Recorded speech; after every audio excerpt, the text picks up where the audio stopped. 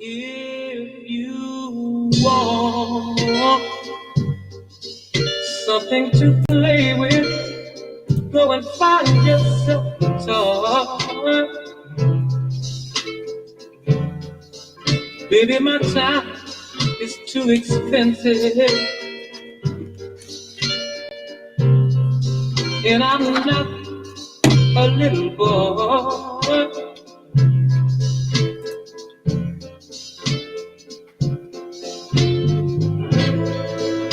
If you are serious,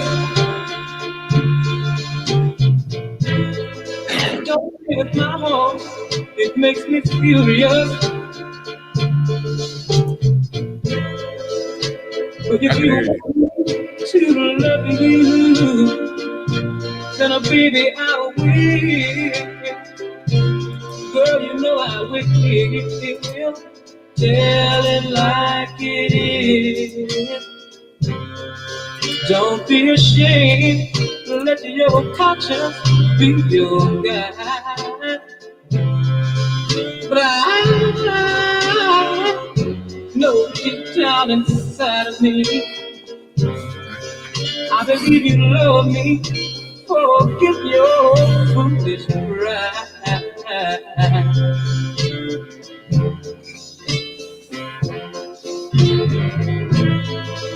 Life is too short to have sorrow. You may be here today and gone tomorrow. You might as well get what you want. So go on and live. Baby, go on and live. Tell it like it is. I'm nothing to play with. Go and find yourself. I see you over there. But I'll tell it like it is. My time is too expensive, and I'm not your little boy.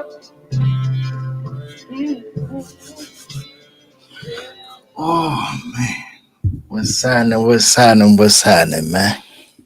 What's up? Can't call it. Good to have you back. Yeah. Mic check. That's cool right there. Yeah. What's going on with everybody out there today, man? 3 viewers, 4 viewers, they dancing. It's all good. Oh man.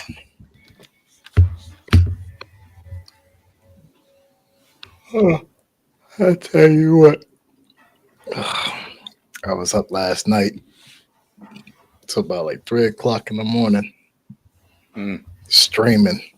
I started out on 2K and then I went from 2K to Gotham Knights. Okay. Man, that mugs. I couldn't keep my eyes open anymore.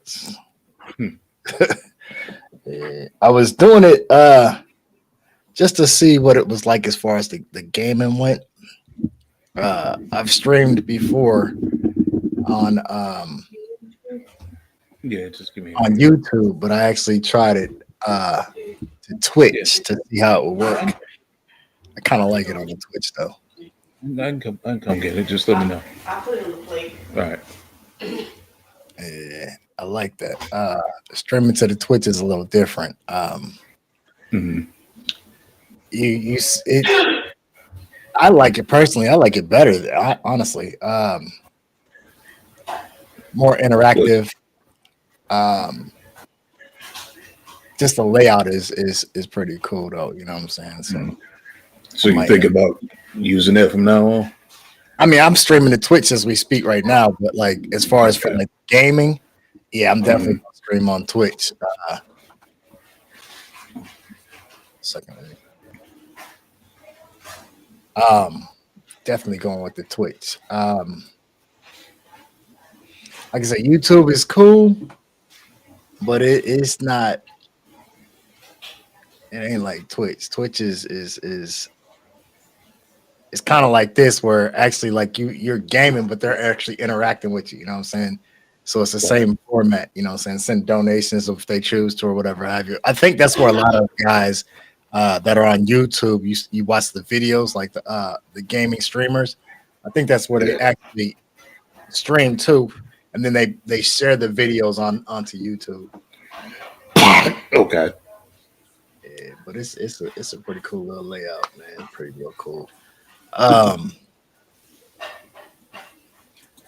so today's topic, realistically, I didn't really have one for us. I just figured like just went off the top of my head. Felt like people might be interested in knowing who they are talking to, or as far as like I hear it a lot, like, man, this cat here, he's deeper, man, he's controversial, da da da da da da da. Argumentative is what they like. They don't say controversial, they say argumentative. Uh it's not that I'm argumentative. I think I just froze up. No, you did. Okay. It's not that I'm argumentative. It's just the fact that like I speak. Uh, I tend to speak in fact.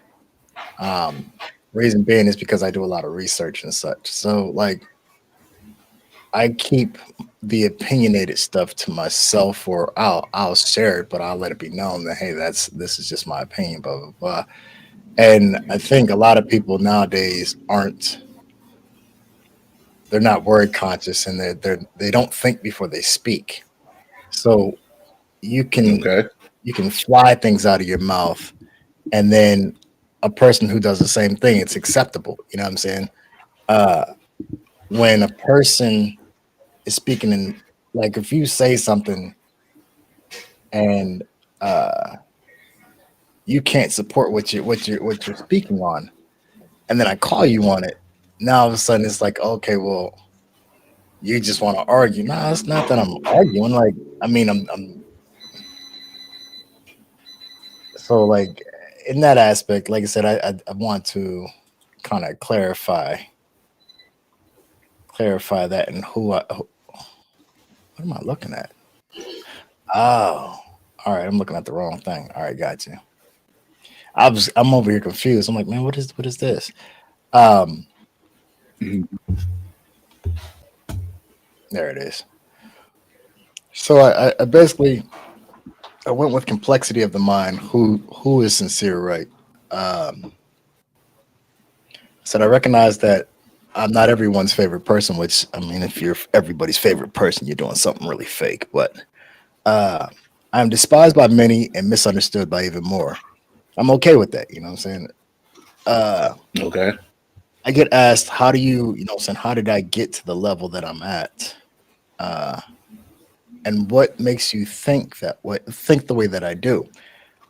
These are questions that I like to take the opportunity to answer for the viewers. Hmm. Um,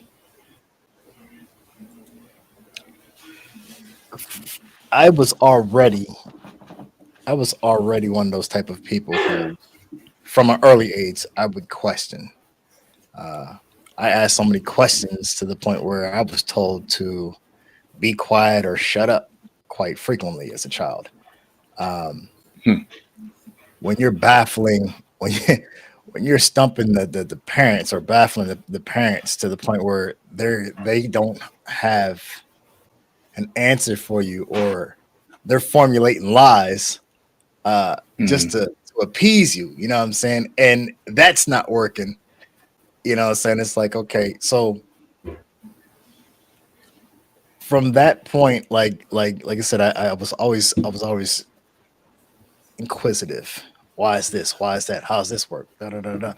Um, I remember I remember we living in California. I was living in California at the time, and my sister wasn't born yet, so I was probably, because we're 8 years apart, so I was probably like 7 or 8, somewhere around there. And Hmm. this is a time period where I'm about to show my age, where there was no car seats. Child was allowed to sit up front, and I knew better than to reach over and grab anything, you know what I'm saying? But I'm sitting there, I'm driving down the street with my mom Mhm. and Pontiac T1000, in fact. And we're going down the road, and she's switching lanes, right? And I hear the right turn signal Okay. years later, Uh-huh. and I'm asking, I says, how does the car know when it wants to turn? Like, how'd you get it to? So she tells me, you know, saying, I don't know why she didn't tell me. Well, I hit the lever or whatever. I guess she didn't think I would, you know. So if you ever been on a California highway, there's these in that time period. I can't speak about now, but there's these raised reflectors in the middle of the street, right, that divide the lines. Hmm. And she would say, "Oh, well, when you hit that, it would turn the thing on." And I'm like, "Oh, okay." You know what I'm saying? So I'm sitting there watching as we going down the road. Well, why your hand move? You know what I'm saying? Right. Where are we going? I mean, like I would ask some very peculiar questions. Why is the sky blue? Because it is. Well, no, the first answer I got was because God made it blue. Okay, cool. Well, why did he choose blue out of any other color? You know what I'm saying? Like, man, you just gonna tell me, Right. oh, because Yeah. he wanted it to be blue. All right, well, why he wanted blue then? You know what I'm saying? Like, we got all these colors up under the spectrum and blue. You know what I'm saying? So, like, that was like the start for me. You know what I'm saying? Then as I got as I continued, I got older. Things that I was told in school just didn't add up for me. You know what I'm saying? And I learned the more that I questioned in school, or the more that I didn't actually accept the indoctrination that they were trying to implant, the more that I rejected it, the more that the grades weren't up to par. It was easy for me to make the grade, but I just wouldn't accept things. I remember I was in, I think I was in third grade. I was in third grade, and yeah, I was in third grade. I had this teacher. Her name was Miss Plank, and she she she wanted me to stand up. She wanted me to stand up for the the Pledge of Allegiance. And at first, I was like, "Man, I'm not standing up." And it was lightweight because I was just tired. You know what I'm saying? I ain't gonna sit here and lie. I wasn't exactly militant, but in the same aspect, I was militant, if that makes any sense. And Mr. Wright, stand up. No, I ain't standing up. I said stand up. No, ma'am. Well, why don't you want to stand up? Because I don't want to participate in the Pledge of Allegiance. So they called my mom. She came down there and what's the problem? I don't believe in this. This is something, it just ain't right. Da, da, da, da, da. They threatened to send me down to the principal's office, the whole nine. They called my mom. All right, well, and one thing my mom always told me, if you believe in something, then stand on it. Now, Okay. at that time period, I couldn't clearly tell you why I believed the way that I did, but I knew something wasn't right. It just wasn't sitting right with me. The questions that I had went unanswered. If you can't answer these questions, then something's, you know what I'm saying? So here I was, the Pledge of Allegiance. I'm not standing. Everybody else, well, how come I? So now it became a problem, ma'am. You're gonna have to talk to your son. And she would just tell him, leave him alone, leave him alone. Um, we had an assembly, and now they want us to stand for the national anthem. Everybody else standing, I ain't doing it. Mr. Wright, get up or you're going to the principal's office. Okay, I know my way. You know what I'm saying? And we're gonna call your mom. Her phone number is blah blah blah blah blah. Well, you know the number. You didn't call it before. Go ahead. so I'm in the principal's office. He got the paddle. He called my mom. She didn't answer. In that time period, they were allowed to paddle you, but before they administered the punishment, they contacted the parent. So before he could actually, or before they felt comfortable swinging that paddle, they wanted to make sure that they informed the parent. But she was gonna get it though. Right. So he calling. She's not answering. Unbeknownst to him, she's already en route. So I'm in the principal's office. I got my pants already undone, hands on the desk, assume the position. You know the play. Got it. And mom comes in through the door. Mr. Longmire. He says, Miss Wright, your son refused to stand up for the national anthem. We had an assembly today. Blah blah blah blah. So she says, stand up straight. I stand up straight. I face her. She say, what's the problem? That was always the thing. What's the problem? It was never what's wrong. It's what's the problem. So I told her, I said, I don't believe in this. I said, I don't know. She said, we just went through this with the Pledge of Allegiance. She said, but you got to give me more. She says that's not gonna work. What is it that you don't believe in? So I asked her. I said, what's the I said at the end of, I said, no, this is what I asked her. I said, what's another word for brave? She said, strong, courageous, strength, this, that, everything up under the sun. I'm looking at her. I said, no, that's not it. She said, what are you talking about? I said, what's another word for brave? So she went through the synonyms again. I said, see, that's just it. I said, brave, Indian, indigenous people, Native American. She said, where are you going with this? I said, at the end of each stanza in the national anthem, which is a poem that was converted into our national song, he quotes, land of the free, home of the brave.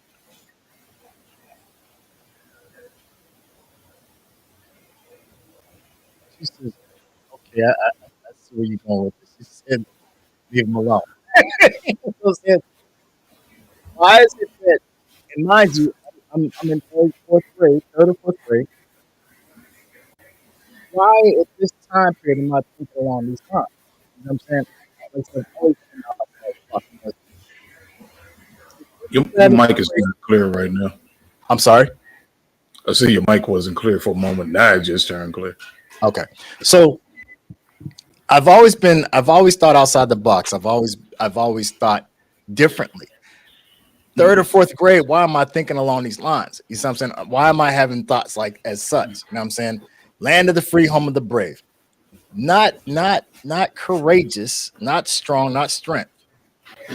Indigenous, Native American, Indians, however you want to, you know what I'm saying? Whatever you want to call them. Land of the free, home of the brave. At the end of each stanza, this nation's national song is actually a poem that was written by Francis Scott Key. But at the end of each stanza, land of the free, home of the brave. This is where my mindset was at in this time period. So I'm asking the questions like, okay, well, if this land of the free, home of the brave, then why is so and so incarcerated? Family members, friends, whatever have you. Land of the free, home of the brave, then why is it that we have none of them walking around? Why is it that there's a white man as a European? I mean, I'm sorry, as a president. At the time, I thought the president was actually somebody that of importance. You know what I'm saying? Because this is what was being taught to me. So again, like I said, in this time period, I'm questioning things. Things are not, they're not equating to That makes it. the I don't know if you Hey, remember. keep talking. I can hear you. I'm just gonna go over video for a minute. You're good. I don't know if you remember in that time period, there was a lot of testing that we used to take. The CATs, the SATs,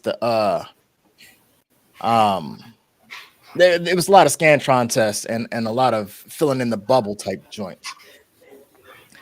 And in this time period, I don't know about now, but in that time period when I was in school, there was a lot of inquiring as far as our ethnicity. Okay. And so here I am. I'm filling out my name on this test, various tests, and they would ask, okay, well, what is your race? And then you had white, you had black, you had trying to remember, you had white, you had black, you had, I think it was like Indonesian or Pacific something or another. And then you had an option to put in other. You fill in the bubble and then you write down what it was. And I remember I got in trouble for this shit. So instead of me filling in black, I filled in other and I wrote tan. The teacher got mad. She took my test and you're not going to get a grade. I'm going to call you. Well, I mean, you call whoever you want to call. I don't care at this point, but I'm not. You're black. No, I'm not black. Yeah, we knew that. So she called my mom. Mom showed up at the school. What's the problem? You know what I'm saying? What's up, family? How you doing? What's the problem? I'm sitting at my desk. I said, ain't no problem. She want me to profess something that I'm not. She said, well, what do you mean? I said, white, black, this or whatever, and then other, and then I wrote down tan. And she said, baby, you're black. I said, no, I'm not. I pulled out my little Crayola crayons. Pulled out a black crayon. Pulled out a brown crayon. And I pulled out a tan crayon. I had the little back. And I said, I took a little black crayon and I held it up. See? And I took the brown one, so we get a little closer. And then I took the tan and said, this is it. The teacher, she said, leave him alone. So I've always been different. I've never subscribed to anything that just because everybody said so. You see what I'm saying? When I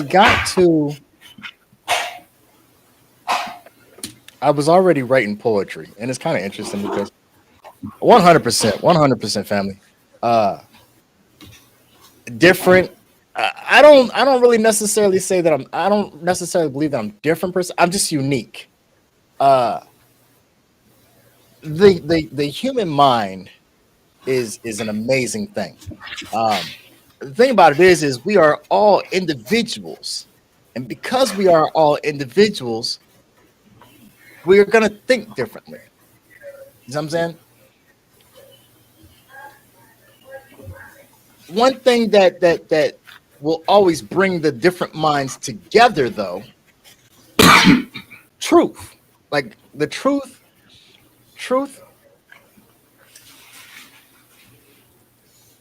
truth will always, because here's the thing, truth and fact will always unify a split decision or a divided mind. It's this other fuckery out here, the lies, the deceptions, this, that, and third. And this is why we're so divided, because so-and-so said this. So-and-so said that. Well, if there was any truth, it would mesh together, but it doesn't. Why? Because this is their truth. This is their truth.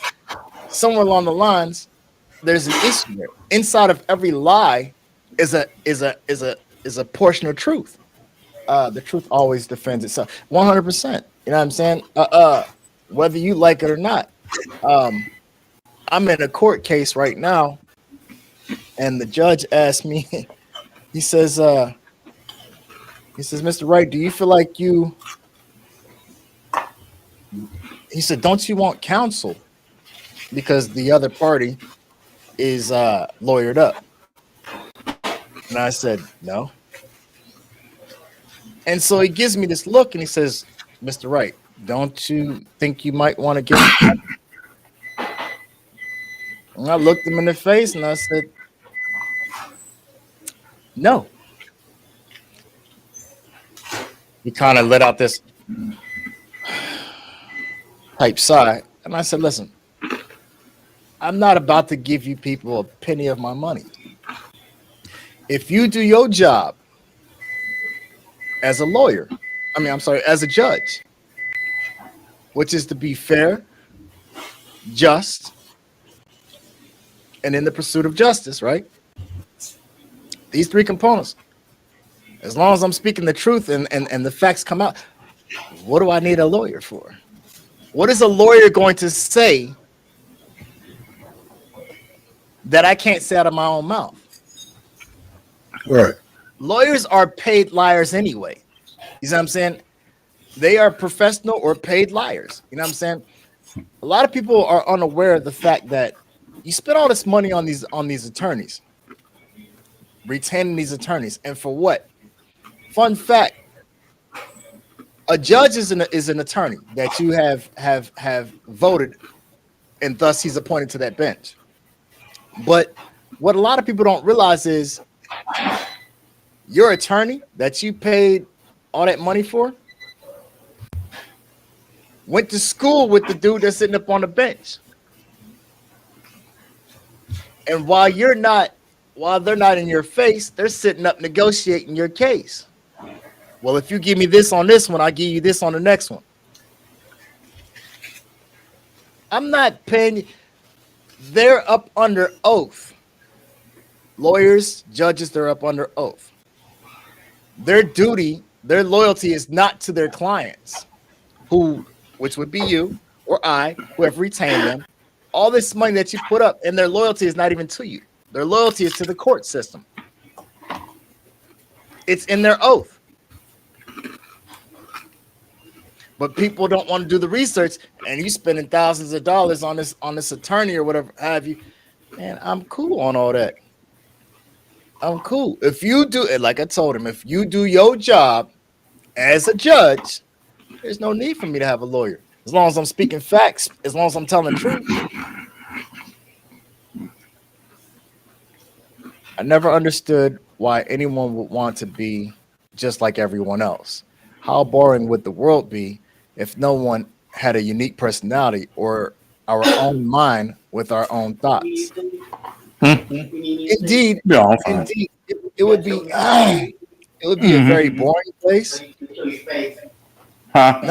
Not only would it be boring, not only would it be boring, but it would be very it would be a very dangerous place. It would be monotonous, but in the same aspect, it would be a very dangerous place.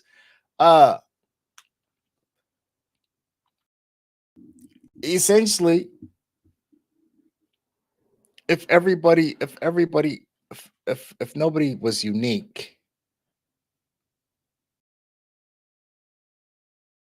or if we didn't have our own unique thoughts, which was bound to truth,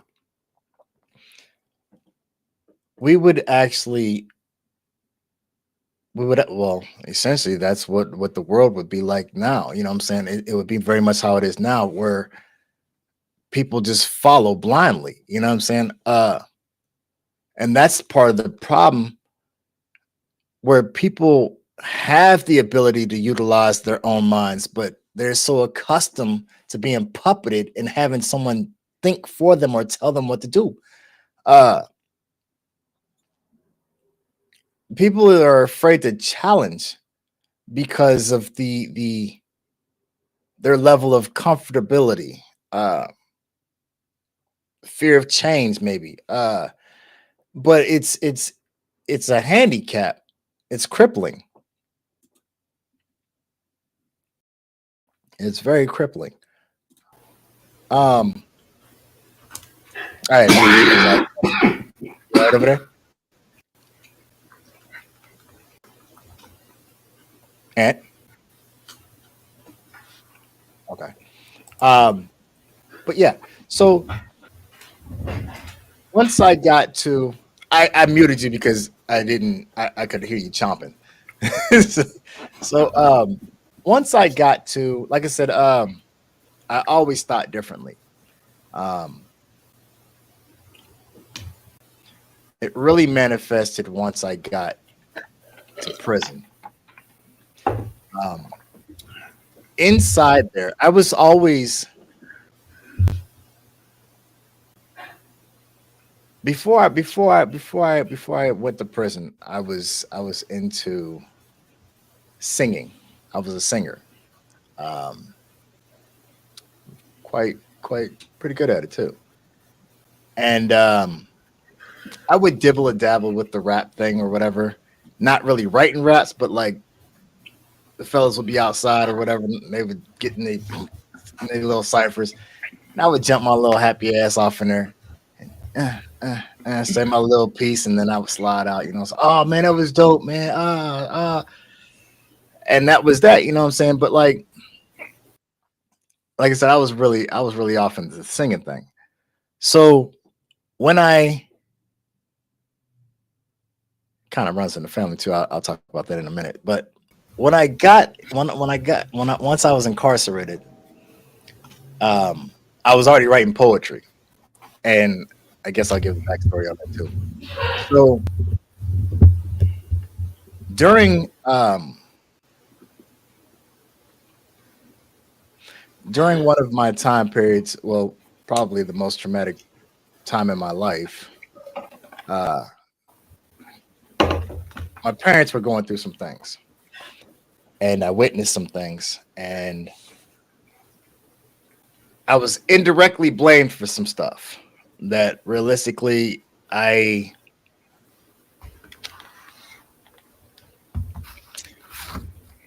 didn't feel like I was at fault, but in the same aspect, when it's coming from someone that's rearing you,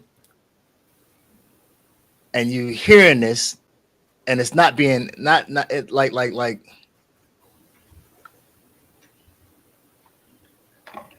it's not even being concealed. You know what I'm saying? So it's like, all right, so like I'm swallowing this pill, all right, and it's choking the fuck out of me. So I became very withdrawn. Don't want to hang out with my friends no more. Don't want to go outside. Not really speaking for real. Grades are crumbling. No longer interested in sports. I am, but not really participating like on the competitive level anymore. And so mom tried talking to me or whatever have you, and I'm not trying to hear nothing. Uh, I'm starting to get in trouble now, and I do mean trouble. Um, and I'll be the first to tell you, like the shit eats at you like a cancer, to the point where at some point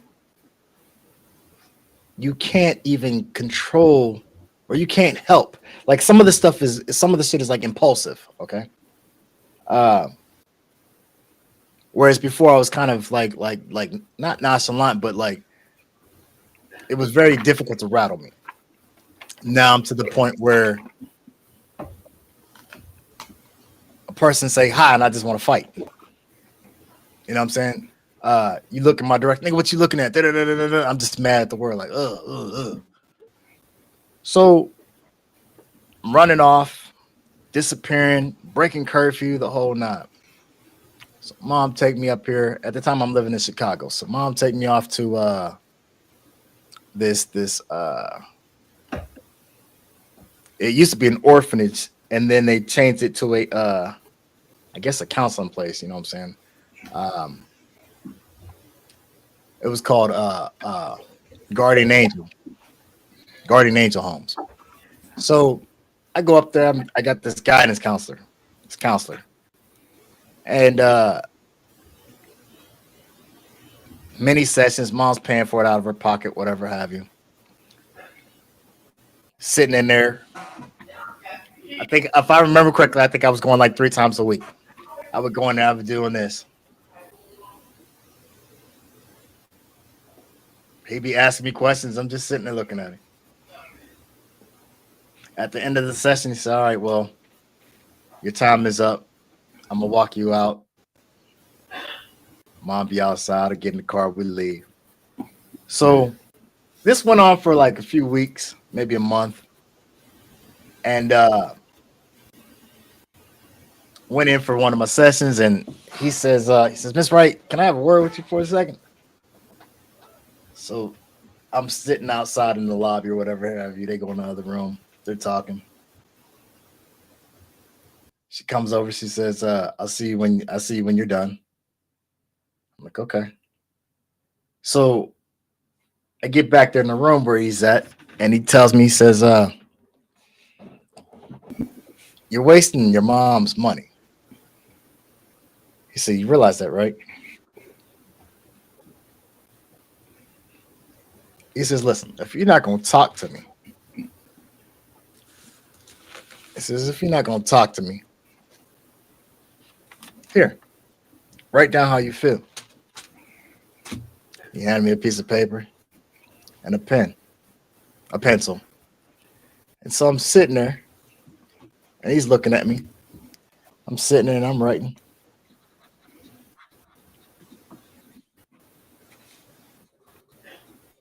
I look up at him a few times.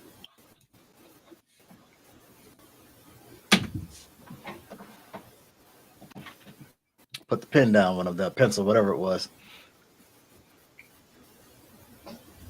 So he picks it up. He says, may I? I hit him with a shrug. He pick it up.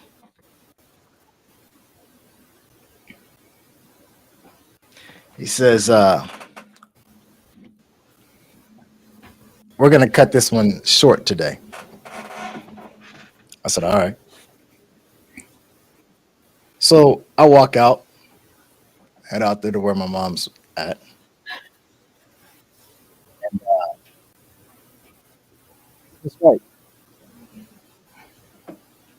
So he's over there talking to her.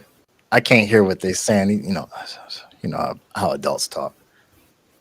I see him hold up the paper and he passes it to my mom. She's over there like this.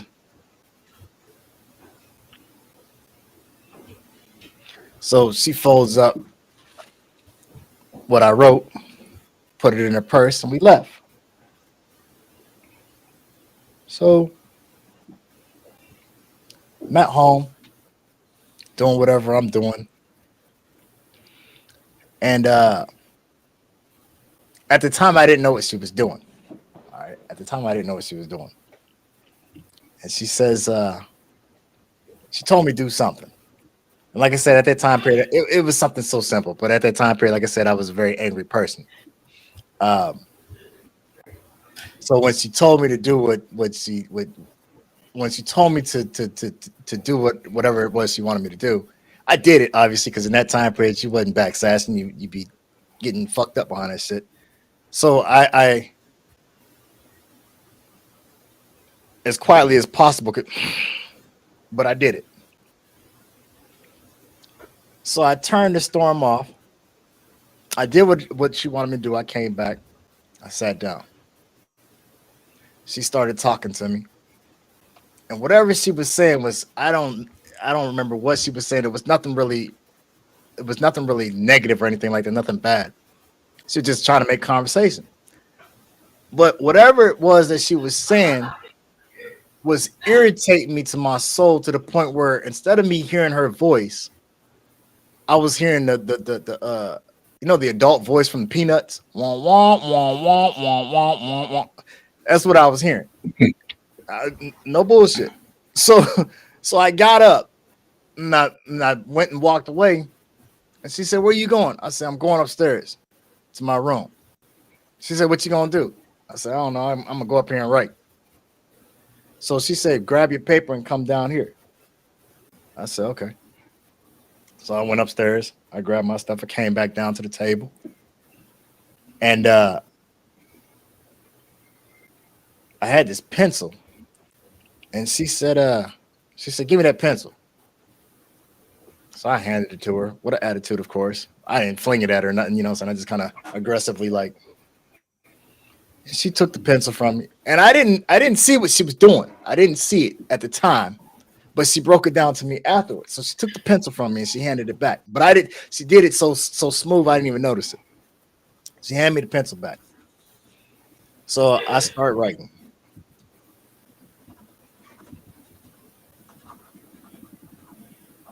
I looked up at her a few times, see what she was doing. And not to mean mug her per se, but maybe mean mug her a little bit, Continue writing. I got finished. I put the pencil down. I sat there in the chair. I kind of rocked back and forth a little bit. She picked up the paper and she started reading. And she looked at me and she had tears in her eyes. Now, whatever I wrote, I didn't feel like it was all that serious or whatever. You know what I'm saying? To me, I just writing down my feelings, right?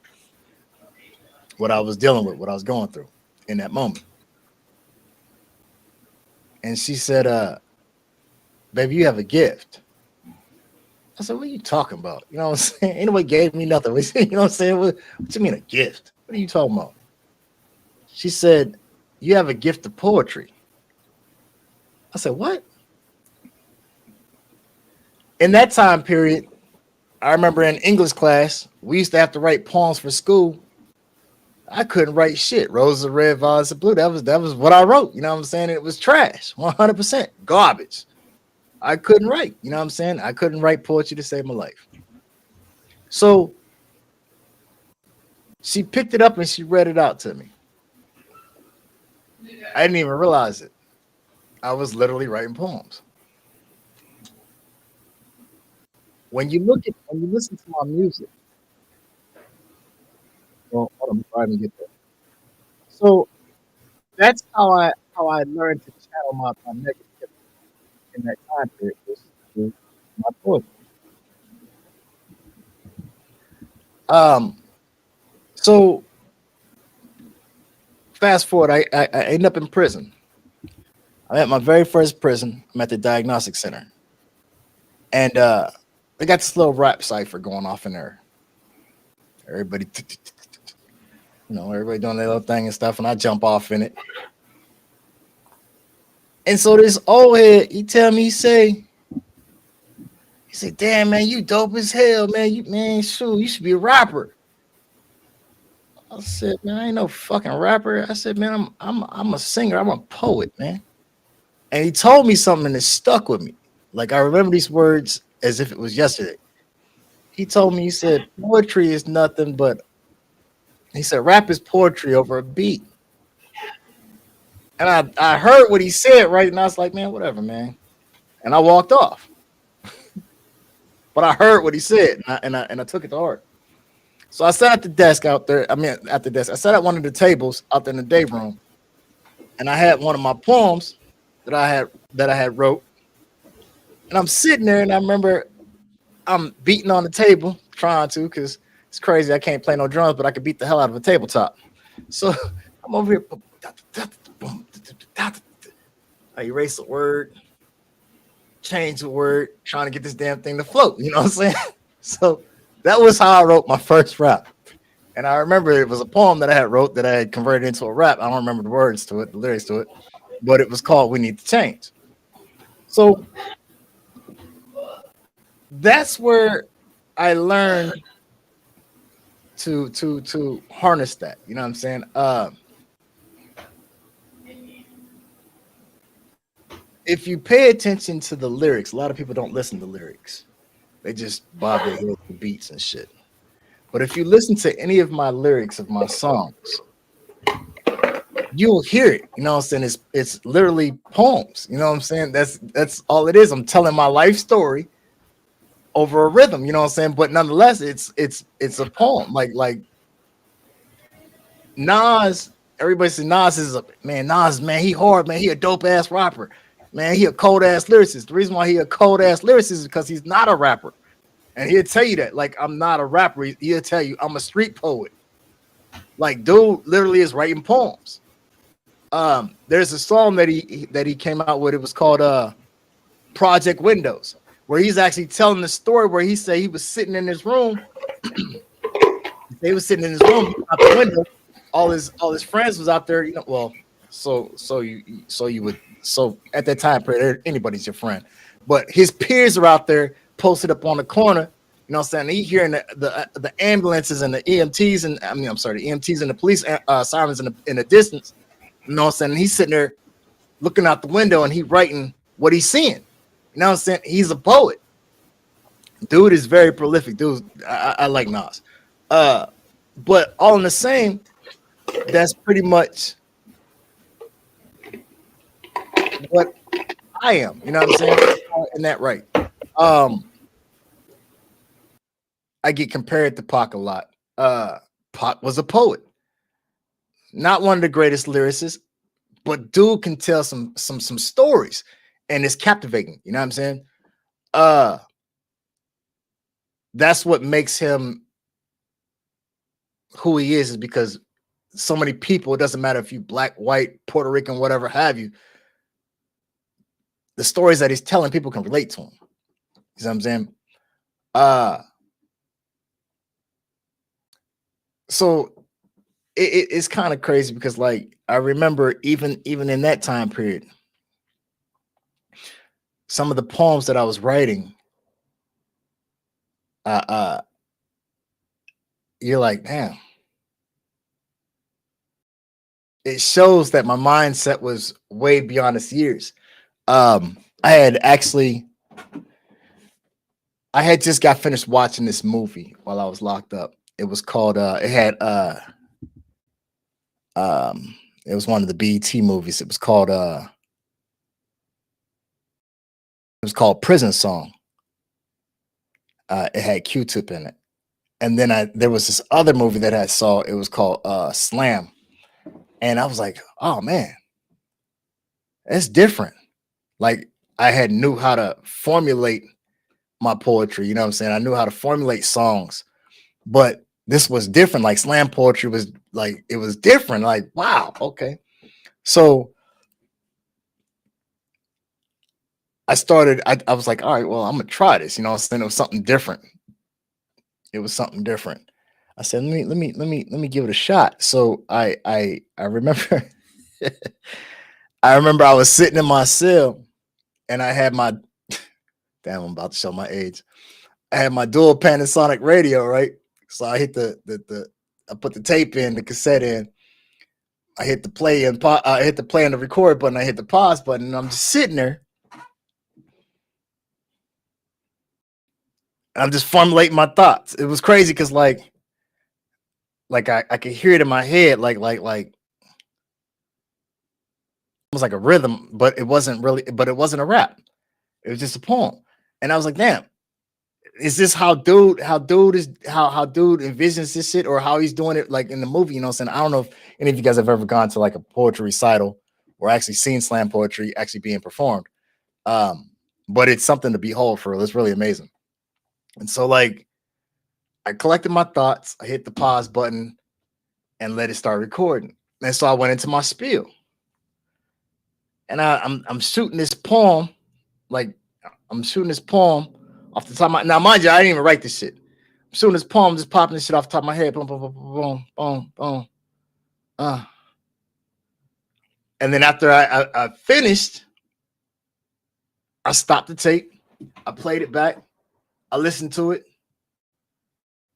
I was like, damn, this mug dope. But my problem is I'm lightweight a perfectionist. All right. So whatever I feel is dope or cold-blooded, you know what I'm saying? Oh man, this is raw. Yeah. 5-10 minutes. 5-10 minutes later, oh, this trash. So I won't. I've learned back then, never throw anything away. I'm my hardest critic. So therefore, like that's why like a lot of my music had never been released until actually later. If I'm doing a production on it, it'll never get released. I got to go somewhere else. You know what I'm saying? This type of thing. So this poem, I just got finished performing and recording. I was like, man, this is man. So I passed the tape over to my neighbor through the bars. I say, hey man, listen to this, man. Listen to this. He say, man, that shit. He say, man, it's dope as hell. He say, man, man, dude, like, man, you beyond your years. This is what I always heard. In the time period, I think honestly, when I recorded that, I think I was probably like, I might have just turned 18. I mean, no, I might have been like 18 and a half. Between 18 and 18 and a half. So I'm like, man. So word is getting around the cell block, you know what I'm saying? Hey man, this dude here, That was like my first hustle. Hey man, I need a poem for my girl. Hey, her birthday coming up. Hey, I need a poem for my mom. You know what I'm saying? So that was like my first hustle. I went through. It was kind of cool because like there was a spell where I was actually I was working. I wasn't under contract, but like I was working. I guess there's no other way to say it. There's another way to say it, but I can't think of. So in other words, I was working for Hallmark at one point. A lot of my poems and my little sayings, I would ship out to them, and they would pay me for them if they liked them or whatever have you. If not, it was just scrap or whatever have you. But there was in that time period, there was a lot of my poems that were actually in Hallmark cards. So like this was something I was like, oh man. I never looked at it like a career choice per se. You know what I'm saying? But at the time period, I looked at it as a means to eat. So one of my homeboys and shit, while I was in there, he said, hey man, you should try a poetry contest, man. I said, man, nah, for real, man. You be having dudes, you know what I'm saying, be trying to challenge you and battle you and all this type of stuff. Like, you should try a poetry contest. So I did. I submitted 3 of my poems to this place called Alad Press. And I had them published. I actually won first place, not grand prize. I won first place, and presidential mention. So from prison, kind of cool. From prison, I sent all expenses paid. I sent my mom and my sister to Walt Disney World, where she got to meet the president, and they received my plaque on my behalf because of how I won the poetry contest. I have 2 poetry books in publication. Then I started into the music thing. You know what I'm saying? I did the music. Quite a few movie soundtracks. 3 to be exact, not quite a few. 3 movie soundtracks up under my belt. I have three albums out, a whole bunch of features, um, a whole bunch of unreleased works. Um, then I did my stint of acting while incarcerated. I had the opportunity to go to performing arts school, and it was pretty cool.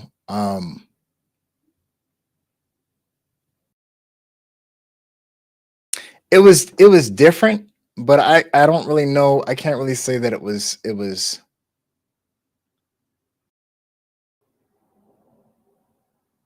it wasn't really a goal or a life goal of mine. Um, I had fun with it. I seen where it could be beneficial. I seen where it could be prosperous, but like with that, you actually have to have doors open to you. I've been in one, two, three movies. One of which is actually on it's on Amazon Prime, Tubi. I'm not sure if it's still on Netflix or not. I had a lot Yeah. of fun with that one. Um,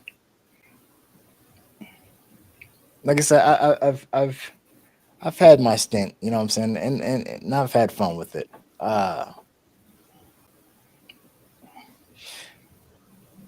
I actually was thinking about going back to writing poetry. Uh, I don't really do I don't really dibble and dabble in the music anymore. Um, it's not that difficult for me to sit down and write verses or whatever have you. But I'm just not the direction that music has taken. I'm not inspired anymore.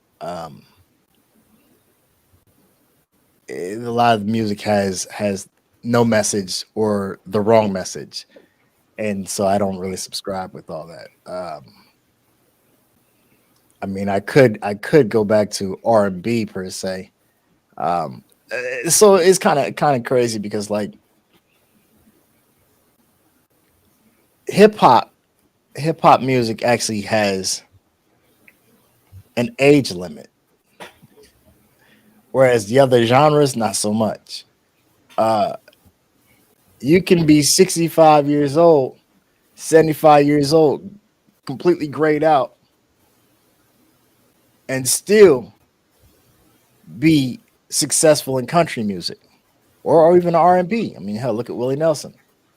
Uh, but when it comes to hip hop, there's an age bracket for it. You know what I'm saying?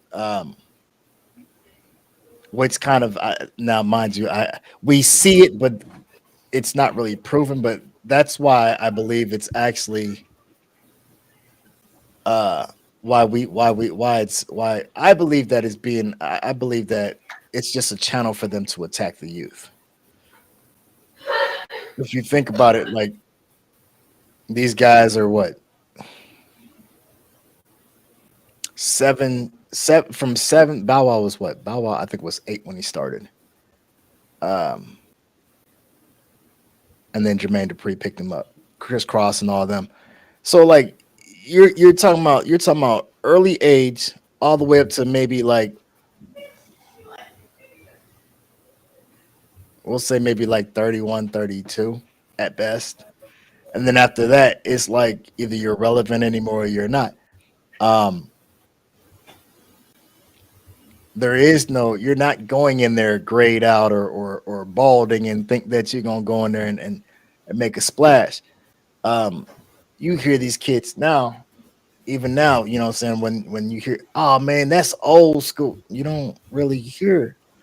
I mean, don't get me wrong, we know what old school classic rock, da da da da da. But you don't see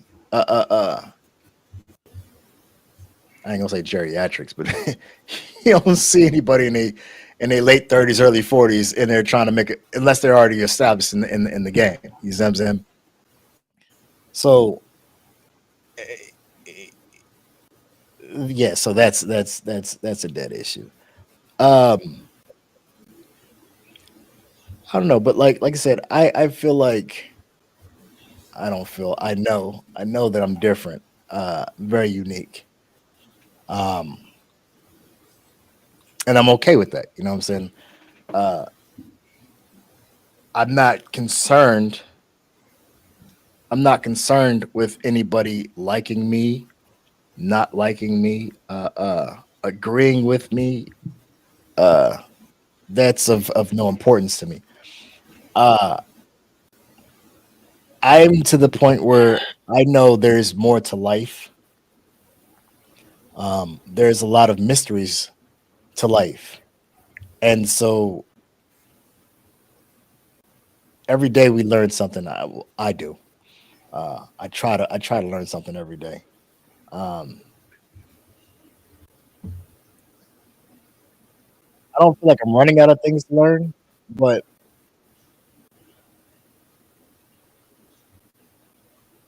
I have to dig a lot deeper now to find things because at this point, it's like a lot of the things that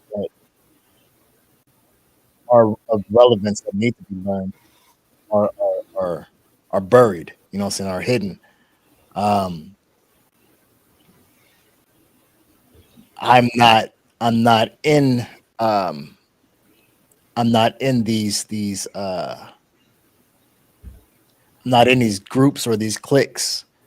Uh, the cool kid club. Um, so therefore, and I'm not. You know, so I'm not. I'm not a part of the government. So therefore, I don't have um free access to a lot of things. I got to go digging for stuff. The stuff that is of relevance that needs to be learned, they keep up under lock and key. So the things that I do manage to find, you know what I'm saying? I take it in. Hey Jamie, how you doing? I take it in. Uh, I share it, you know what I'm saying? Or I try to share it. I try to teach others. Um, not always embraced, you know what I'm saying? Not always embraced. I get the conspiracy theory, I'm a conspiracy theorist and all this type of crazy nonsense. Uh, I get the I'm crazy. Um, you always think you're right, argumentative, this, then, the third, whatever have you. Um, I often wonder, I often wonder, because I've always felt like I was born in the wrong time period. Um, I often wonder the things that I'm going through or the things that I've experienced. Are these the things that the profound minds of yesterday went through? Your Albert Einsteins, your Nikola Teslas, your Oppenheimers, and et cetera, et cetera. You know what I'm saying? Like, eh,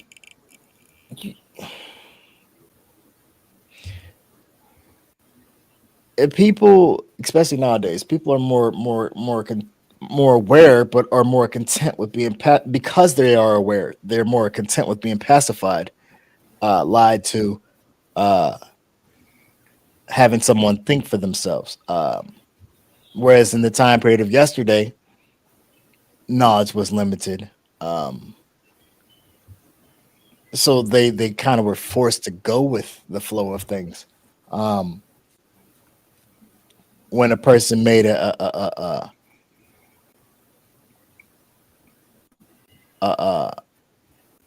some kind of life changing breakout or discovery, it was like, oh well, then they want to bring you into the fold.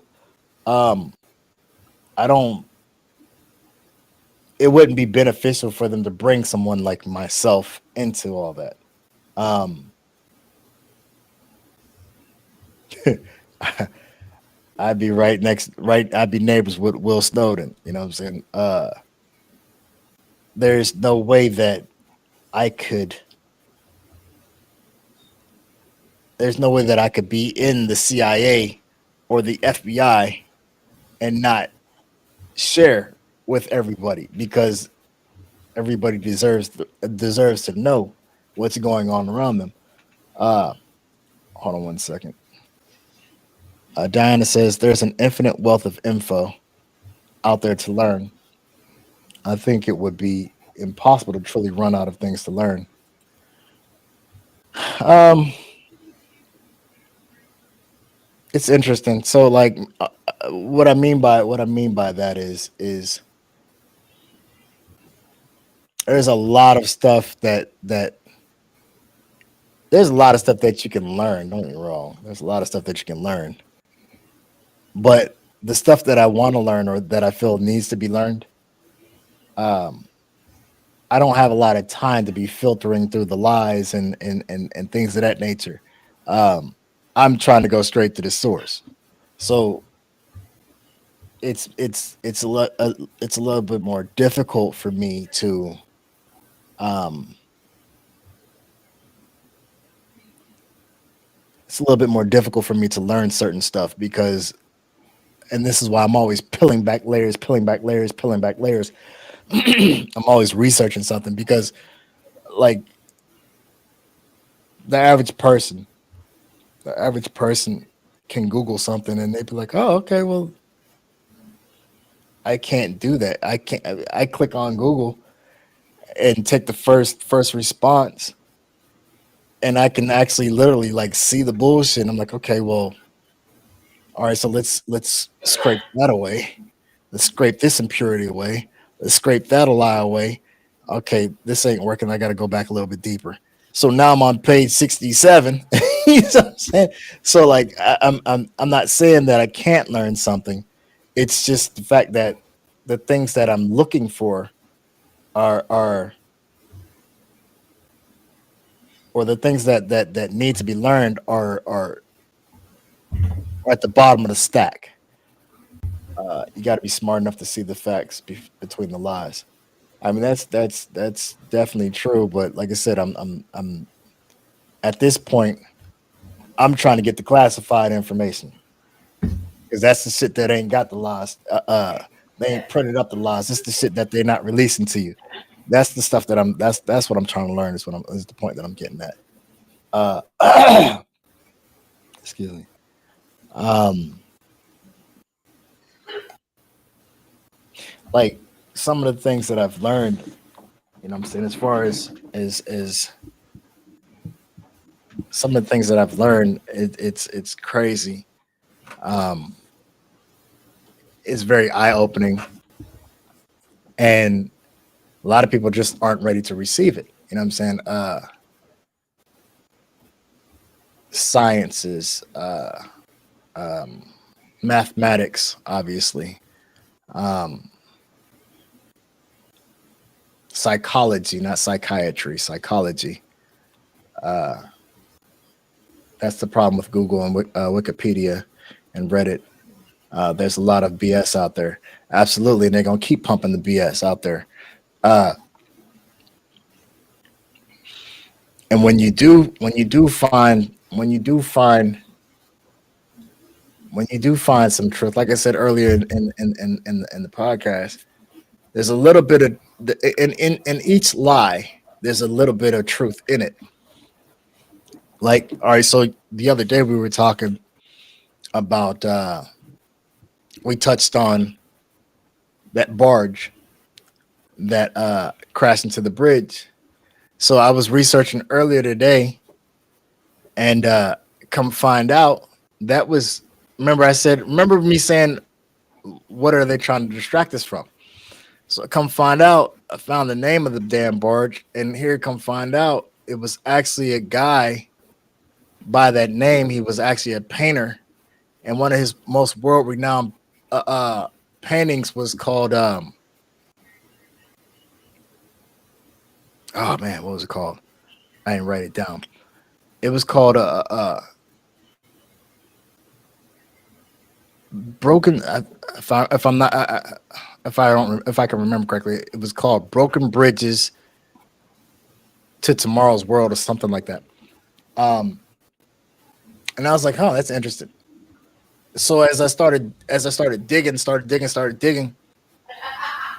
they're trying to tie that into biblical prophecy, um, which essentially would basically what they're saying is that's like ushering. It was a sign for the elites to start the next phase where they're trying to usher in the new world order and basically Armageddon. As insignificant as that may seem, it's kind of interesting because, like I said, we say it said signs and symbols for the conscious mind.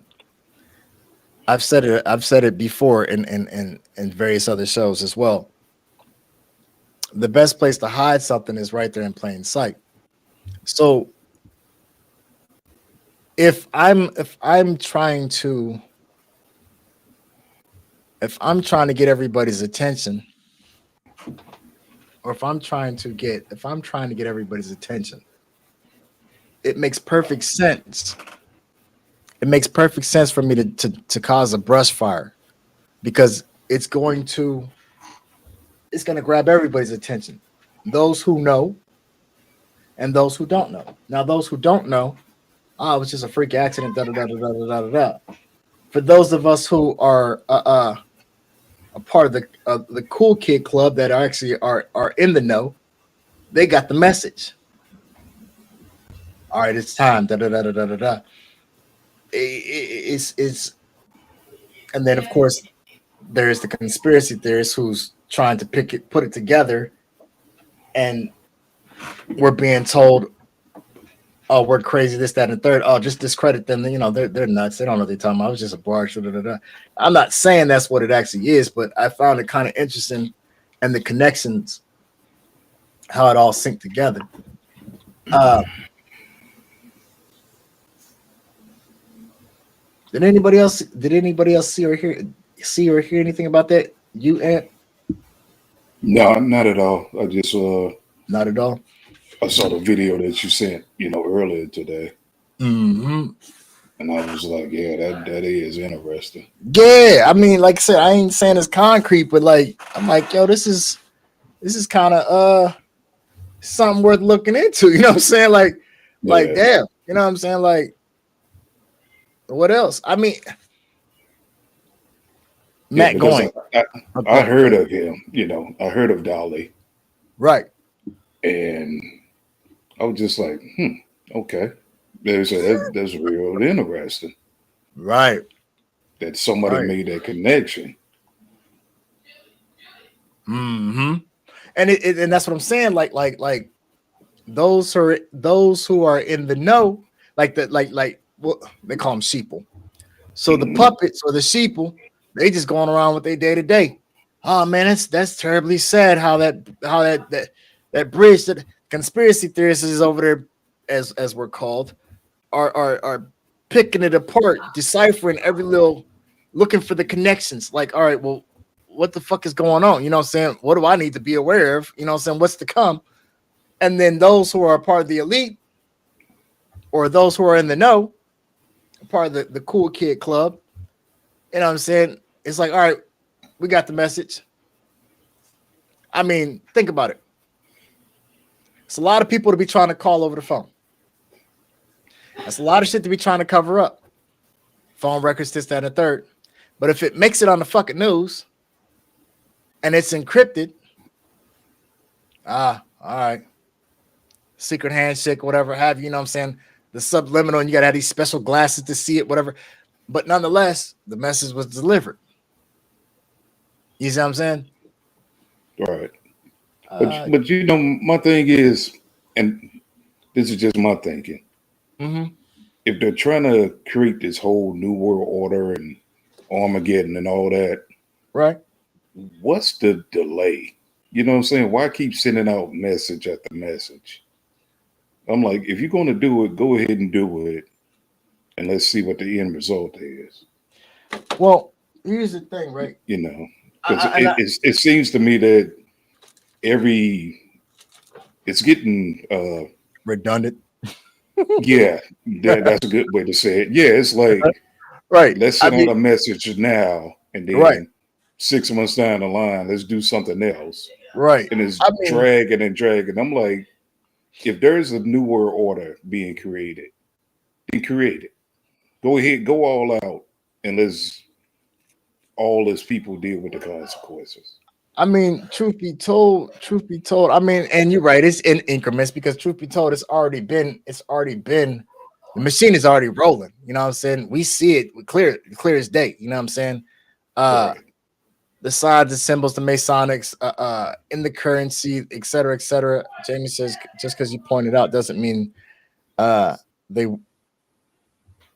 they want to know. That's true. Um, Yeah, that's true. excuse me. So yeah, it's always been here, right here in our face.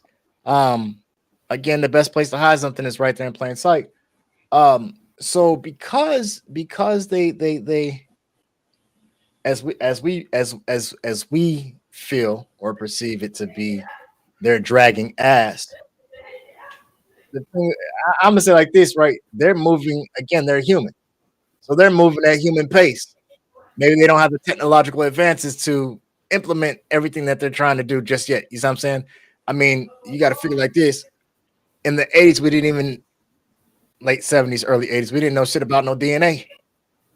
You know what I'm saying? Now they got DNA. Now they over here fucking playing with this angiochrome shit. You know what I'm saying?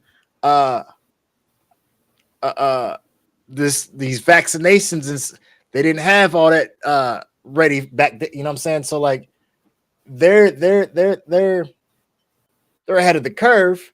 They're definitely ahead of the curve. You know what I'm saying? What was that particle accelerator? They're definitely ahead of the curve. But the thing about it is like they don't have everything.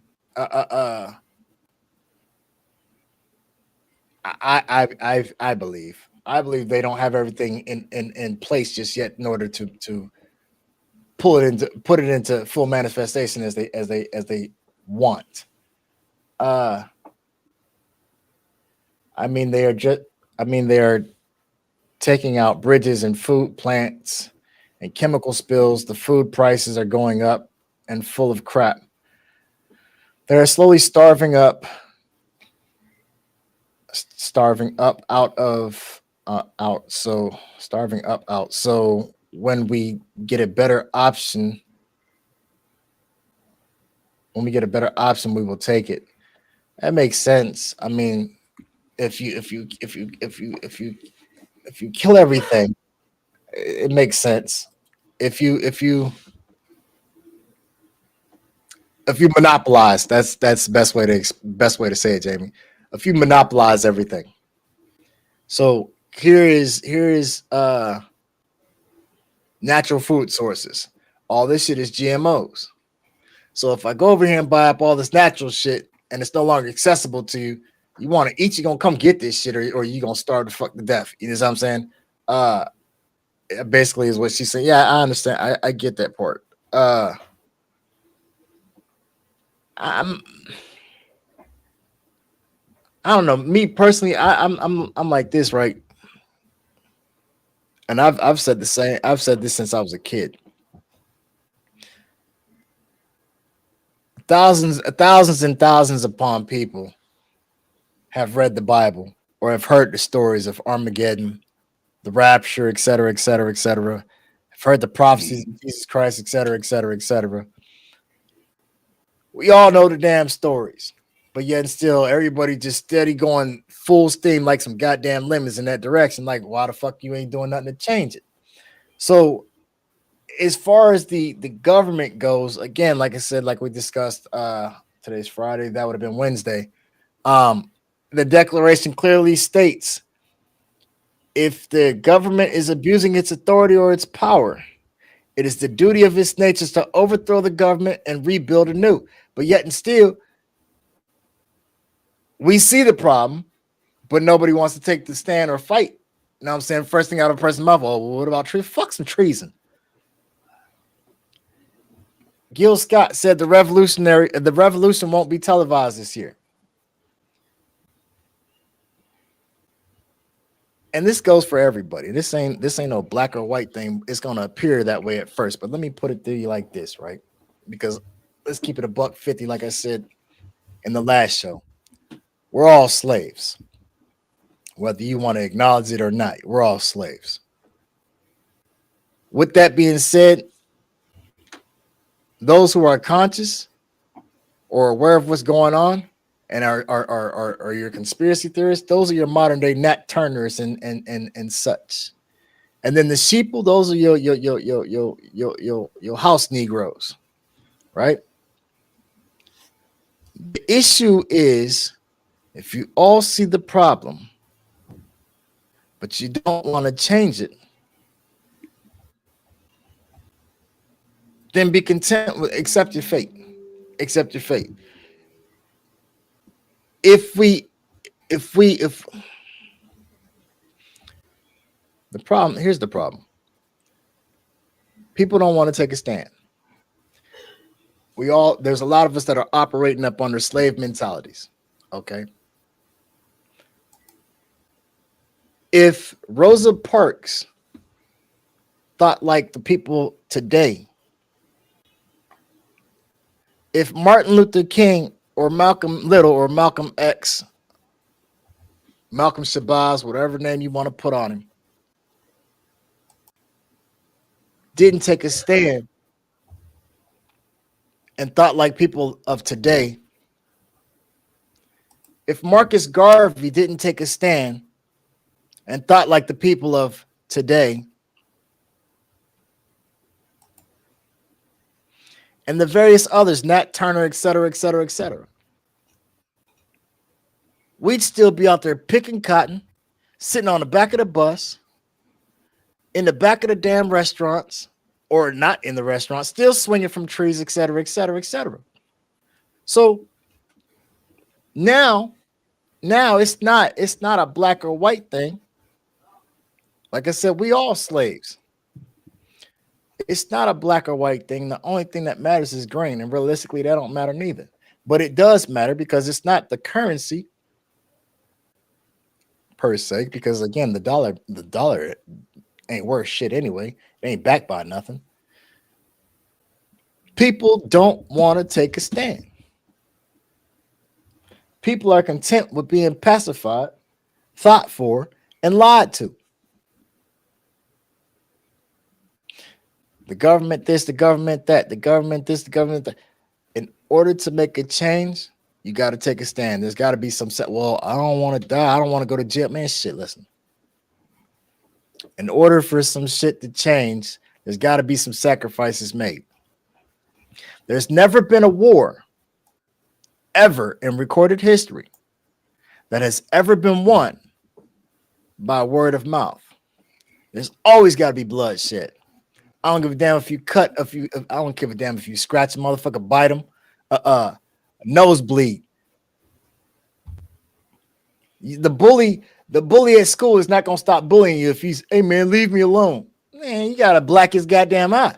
Whether win, lose, or draw, but he gonna get the point. Like, all right, well, shit, you gonna fight back. Let me go find some other easy picking. You get what I'm saying? Right. We can sit up and talk till we blue in the face for real about the government. The thing about it is because at the end of the day, like I said, man, we all see it. Anybody with eyes can see it, but don't nobody want to do nothing about it. If strength is in numbers, it's crazy. So you ever seen that movie Ants? Yeah. So there was a part in the movie, right, where the ants, the grasshoppers come around and they talking, and one of the grasshoppers say, "Hey man, shut up, man, lower your voice." He said, "Well, what do you mean, boss?" He said, "Man, if they ever wake up and realize that they outnumber us 100 to 1, you know what I'm saying? There's more of us. There's more of us, and I'm not talking about black versus white. There's more of us in poverty than it is of the elite. Mm-hmm. There's more have-nots than there is of those who have. So please explain to me how the fuck these people got their foot on your neck, unless you allowing it.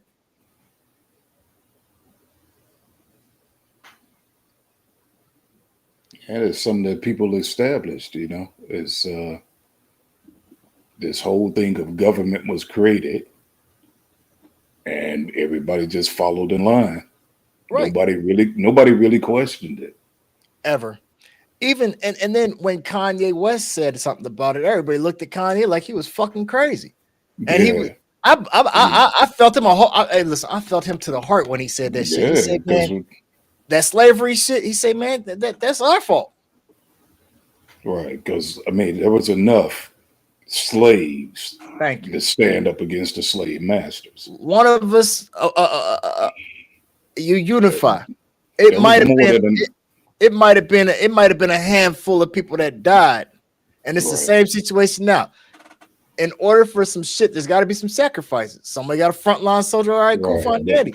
It was the thing of fear, and I've said that in order to control, you must first induce fear, right? Right, because it's known that if you can put fear into a group of people, you got them. Right. You can easily control them and lead them in a certain direction. But yeah, I mean, like I said, when he said that off the top, a lot of people was like, "Oh my God, how could he say something like that? He's out of his mind. He's crazy." But when you sat down and thought about it, he was like, "Well, hell, that's a valid point." That was some of the realest shit I had ever heard him say. It's just that it just rubbed people the wrong way because he said slavery was a choice. And even when I heard that, I was like, "What? Wait a minute, where is he going with this?" But then I thought about it. I said, "He's right." And to this day, like I just said, we're slaves today, and it's all by choice. Yeah, it's like we made the choice to say, okay, this one person or a small group of people establish these rules, and we're going to follow them. Right. So that's what it came down to. So you had with slavery. I'm not saying that it was a good thing, but you had people just pretty much following suit. It was the fear of what could happen instead of if all of them sat down and think about it. If they all sat down and said, "You know what? We ain't going for this." Slavery probably would have lasted 2 or 3 years at the most. Exactly. And I'm not even gonna say that. I ain't even gonna say that long. I mean, if they really would have said, "You know what? We're stronger together in numbers." Because if we overthrow the ones that's trying to rule us, it probably would have gotten even, like you said, no more than a year. Right. Because you got to figure like this, right? You first brought us over here. Mm-hmm. For those of us, it shouldn't even get that far, to be honest, not to cut you off, but it shouldn't even get that far because you hear about these great warrior tribes that existed in Africa. Mm-hmm. Where were they at when that was going on? I was about to touch on that. Where were they at? I mean, in all honesty, if you sit back and look at that, where were they at? Because if they was that strong as a group, they should have lit these Europeans' ass up. That's just it. Some of them were. But the thing about it is, got to understand something. Our understanding of that time period of slavery is not how it actually went down. The way it was told to us, that's not how it went down. Right. You know what I'm saying? Exactly. Because like you said, Zulu Nation, the Ashanti, and various others, right? Right.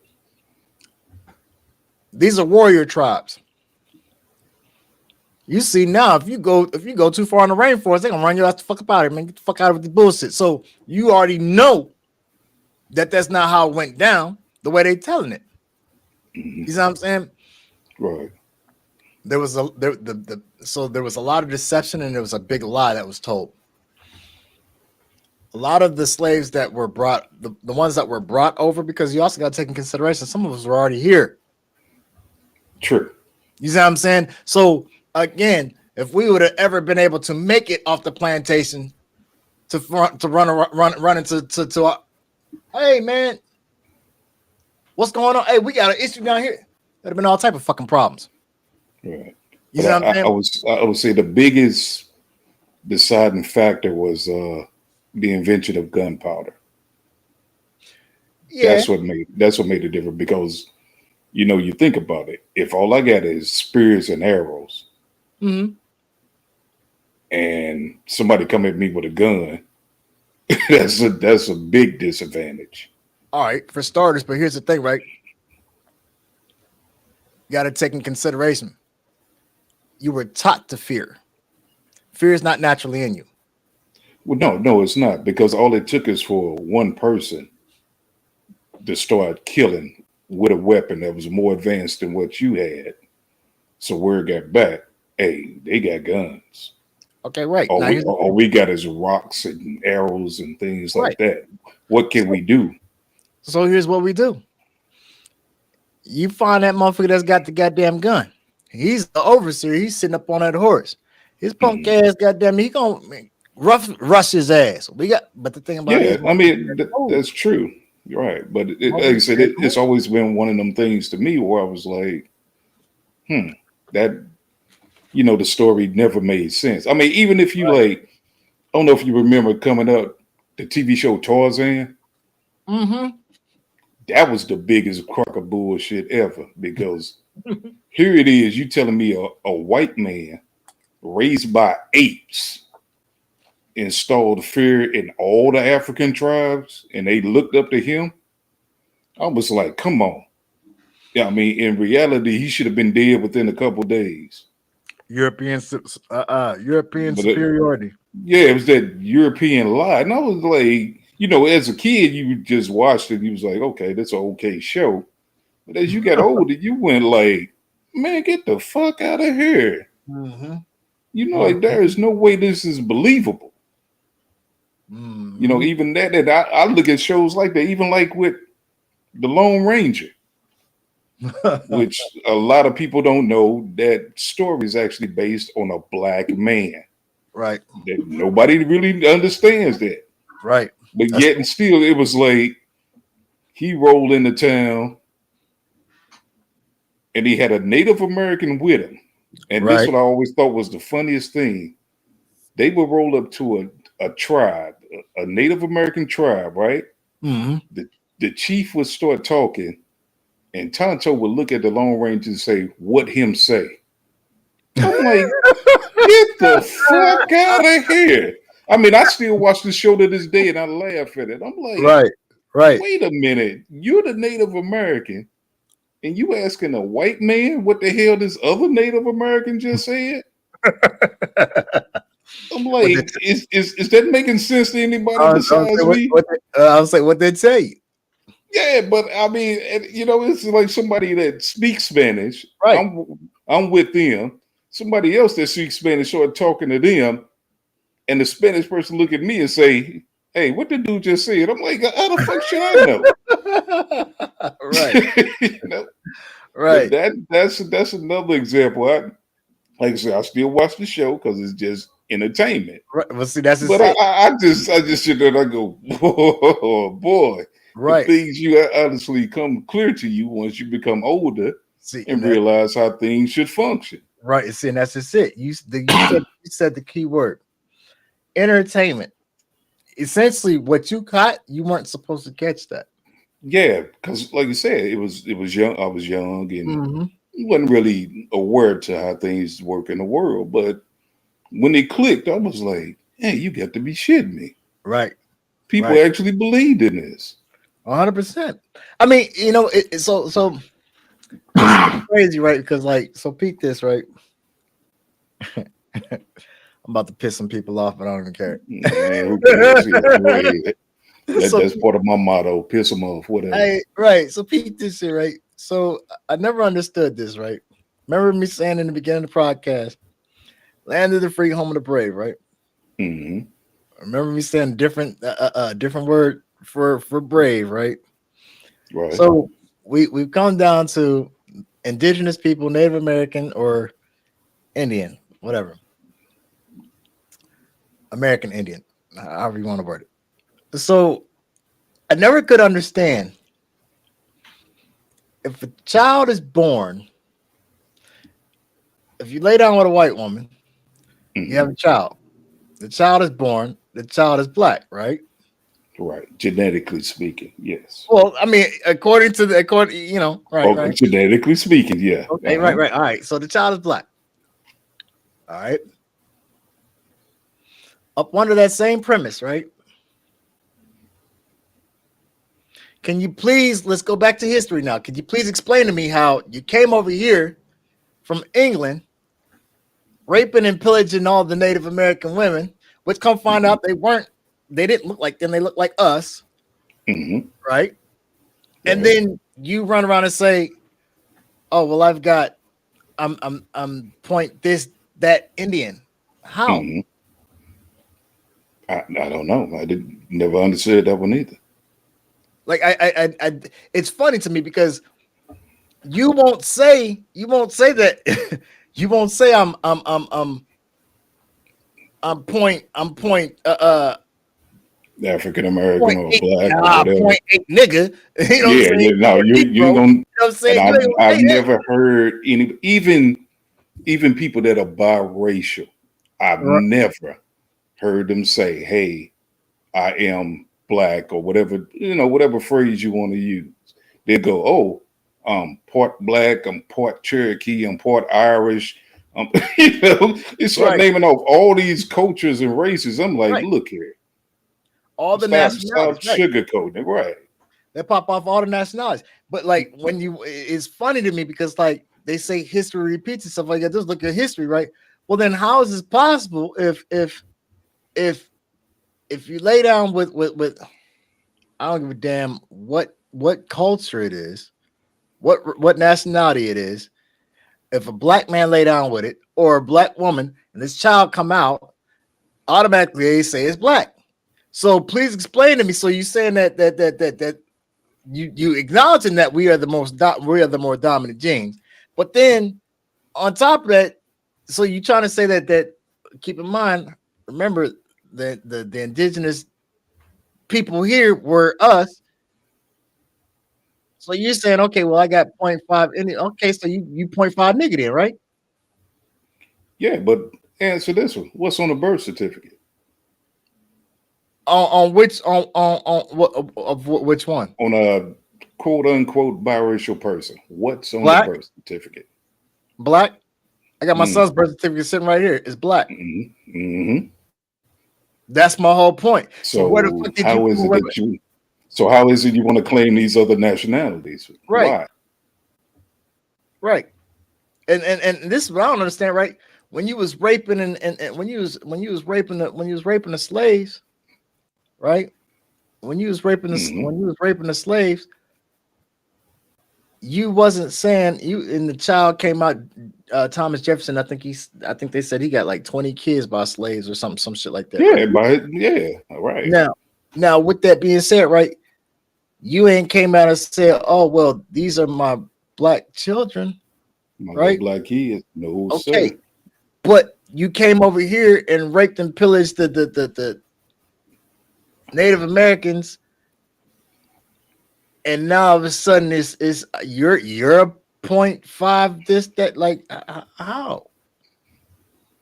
Right. That's I mean, it's the whole, bait and switch, deceive the masses type of process that's been going on for centuries.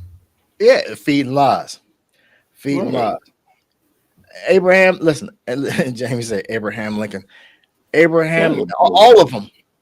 All of them, but that's not taught in schools. Right, exactly. It's even to the point now that they're trying to make slaves seem like they were immigrant workers. Right. Indentured servants. I'm like, get out of here with that one, You know what blows my mind about everybody praises Lincoln.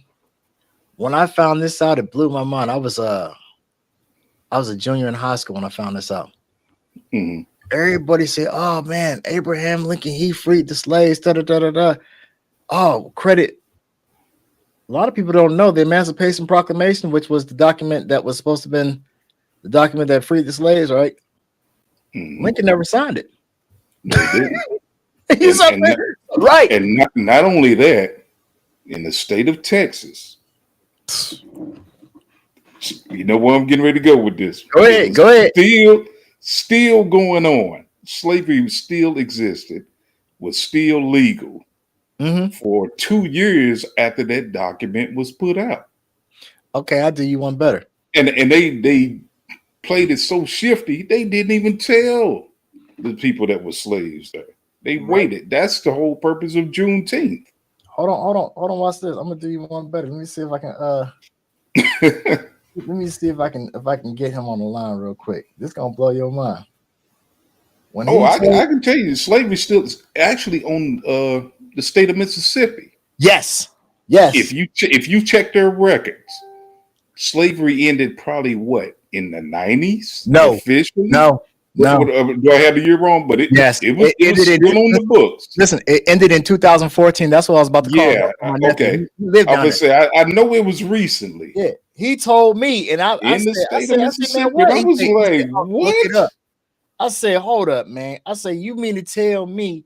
He said, don't take my word for it. Look it up. No, it's there. It is there because I actually read about 14. Yeah, I just had the date wrong, but yeah, I was like, you got to be kidding me. It was still legal in the state of Mississippi. Yes.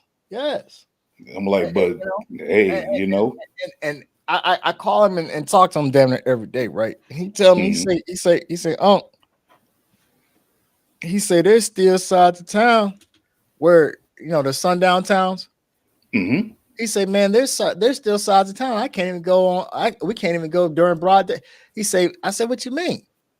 He said, man, you subject to go around the corner and run right into a Klan rally. Yes, you will. I say, man. But I mean, to go even further, slavery is still legal because look at the prison system, and you know that better than I do. Right, 100%. It's still legal. 100%. 13th Amendment actually states about that. Yes, it does. Diana says, this is interesting. Diana say, they did all this raping and impregnating, and now their entire bloodline is tarnished with the same thing they claim to hate and refuse to acknowledge as a human. Now, I want to touch on that. The same thing that they refuse to acknowledge as human. Let me touch on that. That blew my mind, right? People always be talking about this bestiality shit, blah, blah, blah, blah, blah, blah, blah. You hear it all the time. That's white people shit. Listen, I don't know who people shit it is. Realistically, is a perversion, but nonetheless, this is the point that I want to make on that. They refuse to acknowledge as human. The United States was built on the blood, sweat, and tears of its slaves. For the real citizens of this nation, all other nations were supposed to be the burden bearers for the real citizens, et cetera, et cetera, et cetera, right? Now, peep this. Beast of burden, right? We were sold like cattle, shackles, livestock, right? Because you was considered property. You was only considered as being 3/5 of a human, which made me go, so what other 2/5 do I need to be considered a human? Right. Now, wait a minute. And they got it backwards. They knew something. Mm-hmm. But now peep this, right? They don't want to acknowledge you as human, but you raping and impregnating them, right? And the women, oh, look at that Mandingo. He got donkey dick, right? Donkey dick, right? I'm just saying, man. Correct me if I'm using the wrong terms, but so here's the thing, right? But then you want to look at us and say that we less than human, this, that, and third, right? So that's bestiality, isn't it? Right? Aren't you? So. Because if I'm an animal, if I'm an animal, you willing to mate with an animal is what you're telling me. So right. So what's the difference between a dog dick, a horse dick, a cat dick, a cat pussy, whatever have you, the goat, the sheep, whatever, this, that, and the third? Where'd it come from? Same The thing about it is as again, history repeats itself, right? Mm-hmm. Nothing is new. All you got to do is look at history and say, where did I encounter this before? There's a track record in their history, Greek culture, Oh yeah, et cetera, et cetera. Special places, especially with the Greeks. Yeah, right. Pedophilia was a rite of passage. You see what I'm saying?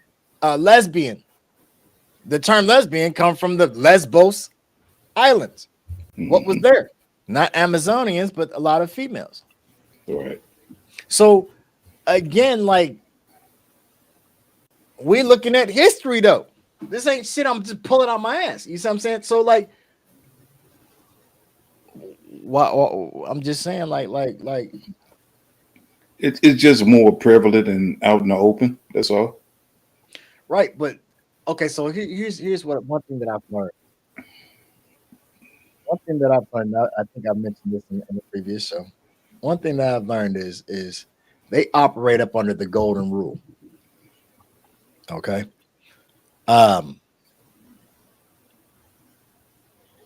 They set these laws. They set these laws and policies for the lower class. They're subjects, if you notice the term for the subjects, subjugation, et cetera, et cetera. So they set these laws for us. The very things that they say and don't do is the very things that they practice. Right. They tell you that it's wrong, but yet and still they doing it. Jamie says, and this will tie it in. Jamie says, not one bloodline is pure today. That's not true. If you're European, born in Europe, yeah, you should better trace your bloodline. Not even that, because those have been tainted too. The bloodlines of but majority. I mean, majority. Right. It's not like here in the United States. Right. Well, we already know that. Where somebody can claim that they're actually just one nationality, you know. Right. What I mean is of the so there's four major families. Is it 4 or 5? It's 4 major families. So it's the Rothschilds, the Vanderbilts, the Fords, and the royal family, obviously. These are the four major families. Okay. These bloodlines, not those particular. Well, yeah. The royal bloodline is still pure. The Rothschild bloodline is still pure. I don't know about the Vanderbilts. This is why. This is because if you look at the crown, right? Mm-hmm. Every last one of them motherfuckers over there are cousins. Oh yeah. They related, yeah, in some form or another. Right, but think they tell you it's against it's grotesque or illegal or wrong to practice incest. True, but that come down to me. To me, It comes down to a personal moral concept, you know. Okay, right. Again, like I said, now let me throw this out there again. So because I know I got people that's gonna tune in later or whatever have you. Disclaimer, I do not practice or participate. I do right, because right, they're gonna hear that and go, oh, he's saying incest is legal. Right. You know? However, I do understand the purpose of what they're getting at. Let me show you something. Mm-hmm. When you ask a person of our stature who is not of the elite, what is your view on incest? Oh man, that's gross. That's disgusting. Da da da da da da da da. Right. I would never do that. Da da da da. Right. However, you will impose it on another species. Your dog, you got a pit bull. Oh man, and you say it with pride. Yeah, man, I got pure blood pit. Well, how the fuck did he get pure blood? Had to be with another pit of his own bloodline. Of his own bloodline, exactly.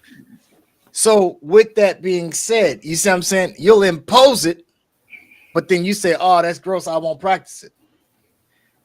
They tell you it's wrong, but they do it to ensure their birthright. You get what I'm saying? Right. So Yeah. I mean, it's because it's animals. Because it's animals, it's basically inbreeding, but it's right. I considered mean, okay. 100%. Right. And I'm like again, like I said, I'm not saying that I participate. I'm not saying that I condone it at all. But what I'm saying is the Rothschilds and those up under the crown and the various other elites, I understand what they doing, and what they telling you is, oh, don't do, because if you, well, at this point it's too late to even purify a bloodline. It's all tainted. But if we ever figured it out or ever woke up and said, oh shit, wow, this, if you have you ever stopped and wondered why the hell they own everything? It's not because go ahead. No, I was saying honestly, no, I haven't, because I'm like, that's their thing. I'm a person, I don't focus on what really other people are doing. I'll hear it, slightly pay attention to it, but I don't go deep into why is this and why is that. So I mean, all right, I'm gonna tell you why.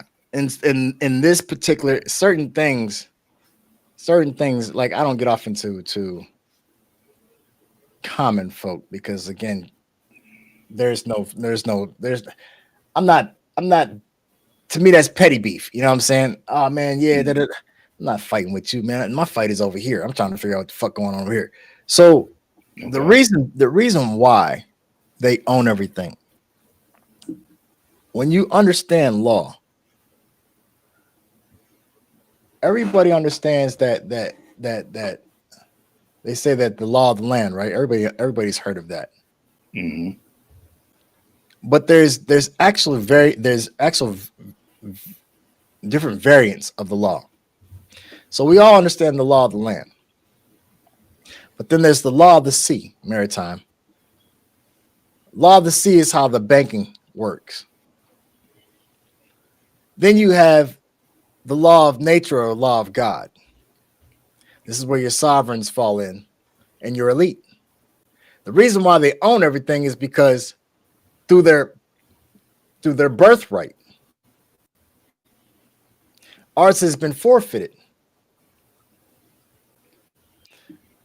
through generational wealth. Well, how do you keep the generational wealth? You keep it in the family, right?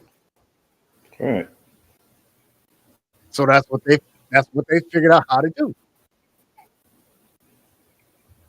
So when in court, anything and everything, the reason everything that they almost own everything on this damn rock. Through vanquishing and passing it on. If you look at the original, if you look at the wars of old, uh um the medieval times, you had this family over here, or this kingdom, right? You had this Hmm. kingdom over here.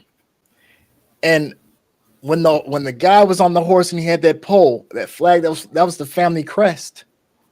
Hmm. And then you got this family over here, they go on to war. You're Braveheart, you're Scottish and you're English. They ride out and they get the banging, clang, clang, clang, clang.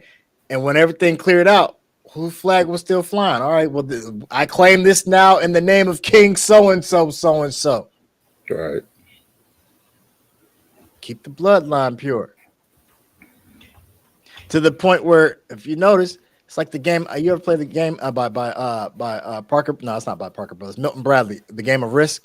Risk. Yeah. Yeah, Yeah. there it is. That's life.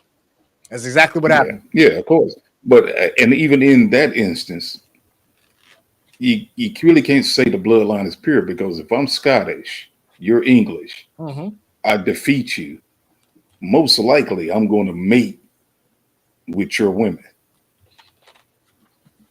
So where's the pure bloodline? If you're the king, you're not. Yeah, if I'm the king, but I'm just saying common folk. The common folk don't matter. That's where the tainting comes from. It's all in the. See, here's the thing, right? Look at it. Excuse me. England, Great Britain. It's got all them people. London, all them people. Right? Mm-hmm. Those are the loyal subjects. But when we talk about bloodline, it's about who got that damn crown. They don't give a fuck who's walking around Big Ben. You know what I'm saying? Right. So you came through and you vanquished me. Okay, then you took over my land. Your citizens moved in. You didn't move the castle over there. You know what I'm saying? You didn't build a castle. You stayed right where the fuck you was at. Still laid up with your queen. You know what I'm saying? Right. The citizens couldn't even have sex without the consent. Your consent. Hence the word fuck. Fornication under the consent of the king. Right. You see what I'm saying? So when they did have sex, the object was to procreate. That was the mission. The only position that you had sex in was missionary position. Mm-hmm. The only person that was actually having sex for recreational purpose or outside of procreation was the elites, which means you had to be in the castle. Prince so-and-so, lady so-and-so, so-and-so, king so-and-so, and so, squire so-and-so, so-and-so, knight so-and-so run around smashing everything. Mm-hmm. He get his box off. He ain't trying to bust a nut over here. I mean, he ain't trying to impregnate nothing. Shit, hey, look, we're going to cornhole this motherfucker, bend over. Yeah, but I'm pretty sure there was a lot of children and, created outside of the bloodline, whether if they were royalty or not. If they were, I'm pretty sure that went on. I'm sure it was, and I mean, I'm sure the possibility was there. In the oopsie case, a little bastard was sent off, or slaughtered. Yeah, of course, yeah. You know what I'm saying? So, I mean, because you got to figure like this. We talking about a time period where there was no contraceptives at all. You know what I'm saying? No. So it was like, it was a lot of them running around. You know what I'm saying? Right. I mean, there was plenty of kids. There was the monks. You know what I'm saying? This nun had this kid and all. Yeah, plenty of that shit. But I mean, if it's not brought to the forefront, then you know what I'm saying? You better not speak of this shit. In fact, where's the mother at? Cut her head off right now. Oh, yeah, she'll never send her away. Yeah. Right, she'll never speak of this day. Mm-hmm. Absolutely. Yeah. It was something I was gonna say. I lost my train of thought. Oh, I was gonna tell you before we get off into this. When you talk about the whole music thing and why you gave it up, right? I totally understand it. Yeah, because I took that same path where it just got to the point where I went like this lost my interest. Mm-hmm. So I totally understood that because I told you I still have people to this day ask me, hey, what's up with this? What's up with the music? What's up with the beat? And I'm like, you think I want to work with somebody that's mumbling at 100 miles an hour? I'm gonna. Yeah. I'm like, man, take that bullshit on. Shit. Yeah, I truly understood that when you said it. I was like, yeah, man, I'm just it's just a part of life that I just went, all right, I can get it up. Yeah, I mean, you at some point you got to say enough is enough. You know what I'm saying? It's not. Yeah. It's crazy because when I was doing it, it was fun. Yeah, it was totally fun, and then it started to feel like work, and I was like, well, it wasn't even that. I started looking at the business aspect of it. Right, that's what I'm saying. It started to feel like work. I want to make sure I make money off of this. I ain't gonna be just sitting around a bunch of so and so's and they just rhyming, and I'm looking at them like, okay, what's next? Right, You know? right. Because I would have all jokes aside, I would have dudes call me up and be like, "Man, I wrote this rhyme. You want to hear it?" No, Right. because I'm like, unless you plan on going into the studio, we actually making a song. I don't want to hear what you got to say right now. It's Right, like, right, and you wasted my time and yours. right, You know, they right. may have taken that a little personally, but I'm like, hey, it's the truth, dude. It's almost like you know how when you playing engineer or producer, you Hmm. sitting there and you've been for hours and hours and hours, and artists and the next session comes in and they say they just get finished recording their shit. Now you've been sitting there for hours, Hmm. these motherfuckers, and they say, "Hey man, go ahead and mix that down, man. I'll throw an extra." Nigga, I'm Yeah, tone deaf at this point. I don't hear shit. You yeah, know what exactly. I'm You saying? know, because I had got more into the production role, right? Mhm, mhm. And I would like, you know, me and this other guy, we had the equipment set up, everything ready to roll. Have a dude come in tomorrow. All right, give me a beat. For what? Do you have a song? Answer that question. Did you write a song? Right, But no, man, I was just going to freestyle. No, you bullshit my time. man. Listen, I don't care I hate about your that shit. freestyle. Oh I man, I hate just that want to shit. freestyle. Well, go in your bedroom and freestyle in the mirror. Right, right, Right now, you wasting my time. right. I never understood that. I never. I didn't get that for the life of me. It'd be not just one person, it'd be a group of like 4 or 5 dudes. And I'm like, Yeah, okay, y'all, I would ask them, hey, is this a group? Oh no, man, we just kind of kicking it. We just want to freestyle for man, we'll take that shit outside. yeah. Go kick it. Right, Yeah, go get you a go kick it cipher on the corner. outside. Yeah, Yeah. yeah. Get you a Okay. tin cup and to have people put money in the cup because I don't want to hear that right now. Right. I never Like understood that anyway. Like I'm all it's about crazy. making something worthwhile. But yeah, when you just touching on that, that's why I was just Yeah. listening. I was like, I'd be damned if we didn't live the same life. Right. Right. I mean, shit, man. Like it's crazy because, like I tell you, I've been through some shit, man. I've been through some shit. Life experiences, man, and I feel like I've gone through some things that I said this in one of my songs, right? Mhm. I said, if life were a movie, if your life were a movie, would it be worth the admission? Think about that. Yeah, yeah. I mean, it would, and I'm gonna show you this. This right here. This Mhm. flash drive. Yeah, I got so much music on here, it's ridiculous. man, I got plenty of those. And that's just one of them. Right, right. So much that I've done on there that I looked at it the other day and I'm going, damn, huh? Look, But like you, I'm my own worst critic, so I'm like, I got them I every. hear it, I hear it and I go, that wasn't good enough. See, and because of that, So nobody will never hear it. It's like that wasn't good enough. now here's the thing: they'll hear it. My process because, like, all right, so like, I'll write a rhyme right now, right? Hmm. I'm like, man, this motherfucker dope. Like I said, 5-10 minutes later, this motherfucker's garbage, but I never throw it It's away. So what garbage. Exactly. I come to you, be like, hey man, what you think about such and such? And I'll be like, oh man, that's dope as shit. Hey man, yeah, man, hey, Yeah. yeah, And, yeah, and that type of I would shit. tell you exact same thing. And you were the one had told me don't throw away nothing. Yeah, You yeah, were the one told me that. Remember we had that conversation. yes, And I was yes, like, because it's so much I've done. And like you said, I leave the room, come back 10 minutes later and go, what the hell was I thinking? That's some trash there. Somebody else will hear it and go, oh, let me get that, man.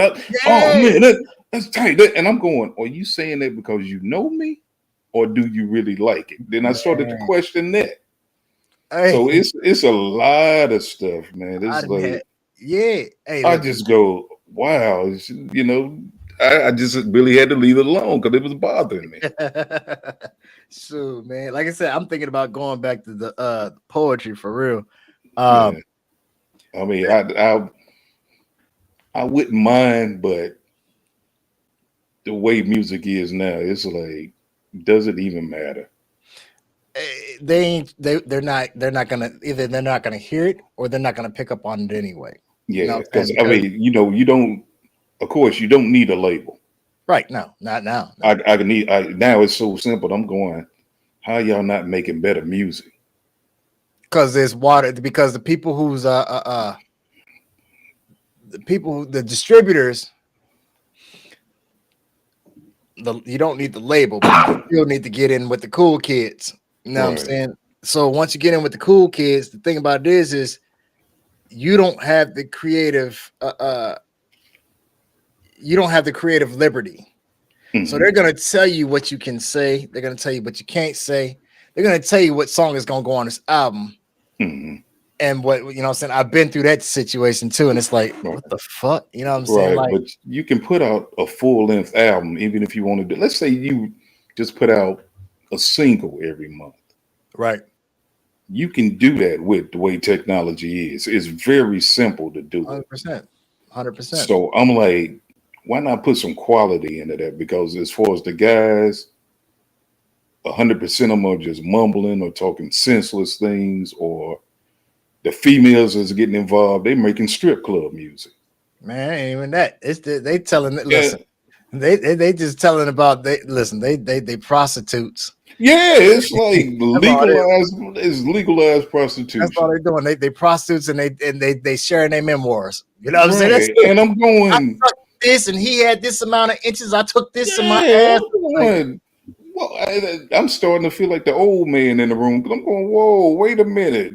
I don't want to hear that. But wait a minute. Here's the thing, though. Remember me saying we were speaking? I said, man, hip hop is out of age bracket, but it's being targeted. Hip hop is the only genre where male or female has to degrade themselves in order to make it. You don't hear any pop artist talking about some I suck so many cocks and blah blah blah blah. Balls and he had them all on my forehead, and I was like, tang-a-lang-a, none of that shit. Yeah, I'm like, wow. You know what I'm saying? You don't see none of these country singers putting on skirts and shit like that. Hip hop. And before anybody try to be critical, yeah, I love the 2 Live Crew. They videos would come on, I would break my neck to watch it. You know what I'm saying? But I mean, so I get it. I understand it totally. Because you couldn't tell me what was that video jukebox. You would call up like it wasn't no joke to see a 2 Live Crew video. It was you. It was you. Listen, it was you and Nikki put me up on that video jukebox. I ain't know shit about that shit, right? Right. That man, hey boy, what is this? Y'all was the best thing on TV. We want to see. Right. It was like that was the best thing on TV. They care about the phone bill. Yeah, hey, listen, that shit right there, man. I don't know how the hell that didn't take off everywhere, because realistically, exactly. Look, they was doing better than them 1-900 numbers. Exactly. That and BET Uncut. I was up to 2 in the morning. Hey, remember that one video? I don't remember dude's name. He had this video, White Girls. Yeah, I can't think his name, but I mean, dude, you can tell, man. I didn't lose so much sleep watching BET Uncut. It wasn't even funny. Hey, listen, I'm gonna tell you right now. In them cell blocks, that motherfucker kept the motherfucker going. You hear me? Head down. Yeah, buddy. Like, man, hey. Man, I'm trying to tell you, man. That I was yeah, I will admit I'm a strip club veteran. Yeah, I was like, I got to be in on this action here. When they came out with that, when Nelly came out with that tip drill. Oh man. The uncut version. The uncut version. Oh. Hey, it was crazy because when that movie came on, you ain't hearing. Look, you can hear a pin dropping that bitch. The only thing you heard was bottles popping. Exactly. The wowzers. Exactly. But, hey, them mothers, you hear. Exactly. It was, like, it was going in. Everybody was trying to recreate that video. Head down, shit. Yeah, but Man, shit. nah. So I mean, I don't. I'm not too critical, but Right, now right. I'm like, man, y'all just don't give a damn. It's I mean, all back out there. then, right? Even then, they actually. Here's the thing, right? You might It was have a limit. Yeah, it right. was a limit. You might have one song Hmm. or a hit single. You know what I'm saying? Geared toward that, but a whole album. Right. It's like every song got the song, and I'm going, okay, are you rapping or you just talking over some music? I was saying, homegirl, she needs to go get her stomach pumped straight Ooh. up because every song Oh, is she didn't swallow so and so. This yeah. song she swallowed this cat, and this one she swallowed so and so, and this one they gang banged her and shit her holes about this goddamn bit. I mean, come on, man, like you know what I'm saying? Shit, they don't leave much to imagination. Shit, fuck, not shit. What's her name? Sexy Red. Yeah, and you know where she from. Oh, is she? Damn. Right. You know where she from. Damn. Hey, And that's what really got me. I was like, oh, thank you. You just made every little female in St. Louis look bad.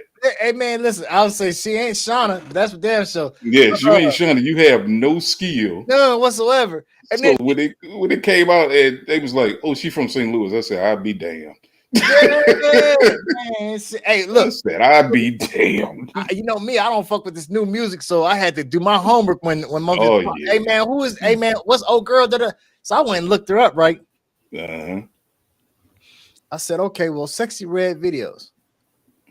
Click it. Garbage, man. Nah. The first thing popped up was her porn videos. No, this bitch Right. is a double agent. Right. You know what I'm saying? She the Bo Jackson of the industry. She doing porn She- and music. Shit. Okay, well, shit. But here's the thing. She being true to her lyrics. But what the rest of the rest of y'all doing? Yeah, you can say she's being true to her lyrics, but it's like, just be a porn star. Cut to the chase. Well, here's my thing, right? This is what I'm saying. She's true to her lyrics, but what about Cardi B and the rest of y'all? I sucked up Little Wayne. Where the video at? Then when somebody say, "Oh, you a hoe," I'm not like that. I'm not a hoe. I'm right. I'm expressing myself as a woman. Yeah, but okay. Yeah, you are. Thank you. Now I know what you about. I ain't even gotta have a conversation with you. She ought to be glad. Listen, just walk up to you and say, right. She better be glad she ain't got a big male fan base. Because I tell you what, the fellas went to the concerts and shit. You know they're gonna be up there throwing dildos at her. Here, I wouldn't even do that. Man, shit. I would throw her some penicillin and Plan B pills. Like, get your nasty ass up over here. Yeah, man. They I don't understand them, man. They and that's my thing. Like I can't see myself. I can't see myself even trying to play in the industry at this point because no, because it would look like, who is this old dude and what the hell? What is it? Why is he talking about this? I mean, man, we ain't trying to hear about that shit, man. Man, you want to hear that? Talk about these hoes. Look, I'm trying to tell you, talk about these hoes. That's all it'll be. Talk about this money. Talk about man, dude, that all right. Late breaking news: Since the prodigal son just robbed 2 Chainz. yeah, exactly. We gonna talk about it. Let's talk about it. Right. Now you the man. But dude, you know what I'm saying? I don't know why he hit me across the head with the pistol like that, man. He took one of my chains. Now I'm 1 chain. You talking about you walking around the street with $100,000 in your pocket. Of course I want to rob you. Right. I have no intentions but that. I'm not trying to get an autograph off of you. I play it like I am, but I'm like, hey, don't empty your pockets while we standing there. Listen, I don't want your autograph. The only autograph I want is the one that you're gonna put on this check. That's it. No, that'll be the ploy. Hey, dog, let me get your autograph. Yeah, and while you at it, go and empty out your pockets and take off that little metal you got around your neck. Go and do that for me. I mean, and that's another thing, Pete. Hey, so hip hop music, right? Like I said, it's to me, I feel like it's being severely exploited. If you think about it, right? I ain't gonna say Lil Wayne. These little rappers and shit, right? Motherfuckers is dying, getting killed. They ain't dying, they getting killed. Getting killed. They Early catch 20s. cases. Right, they catching cases. So and so's a baby mama. So and so got slapped by so and so. It's always some dramatic ass shit, right? What the fuck was that dude's name? Pot Smoke riding around in a bulletproof Hummer. When the last time you seen Taylor Swift in anything bulletproof? She don't need it. She don't need it. I mean, plain and simple. She don't need it. If she did, I'd be like, oh, something else going on with her. But she don't need it. When's the last time you seen Willie Nelson in a bulletproof limousine? That's small. They don't like. Nah, man. They don't need it. No.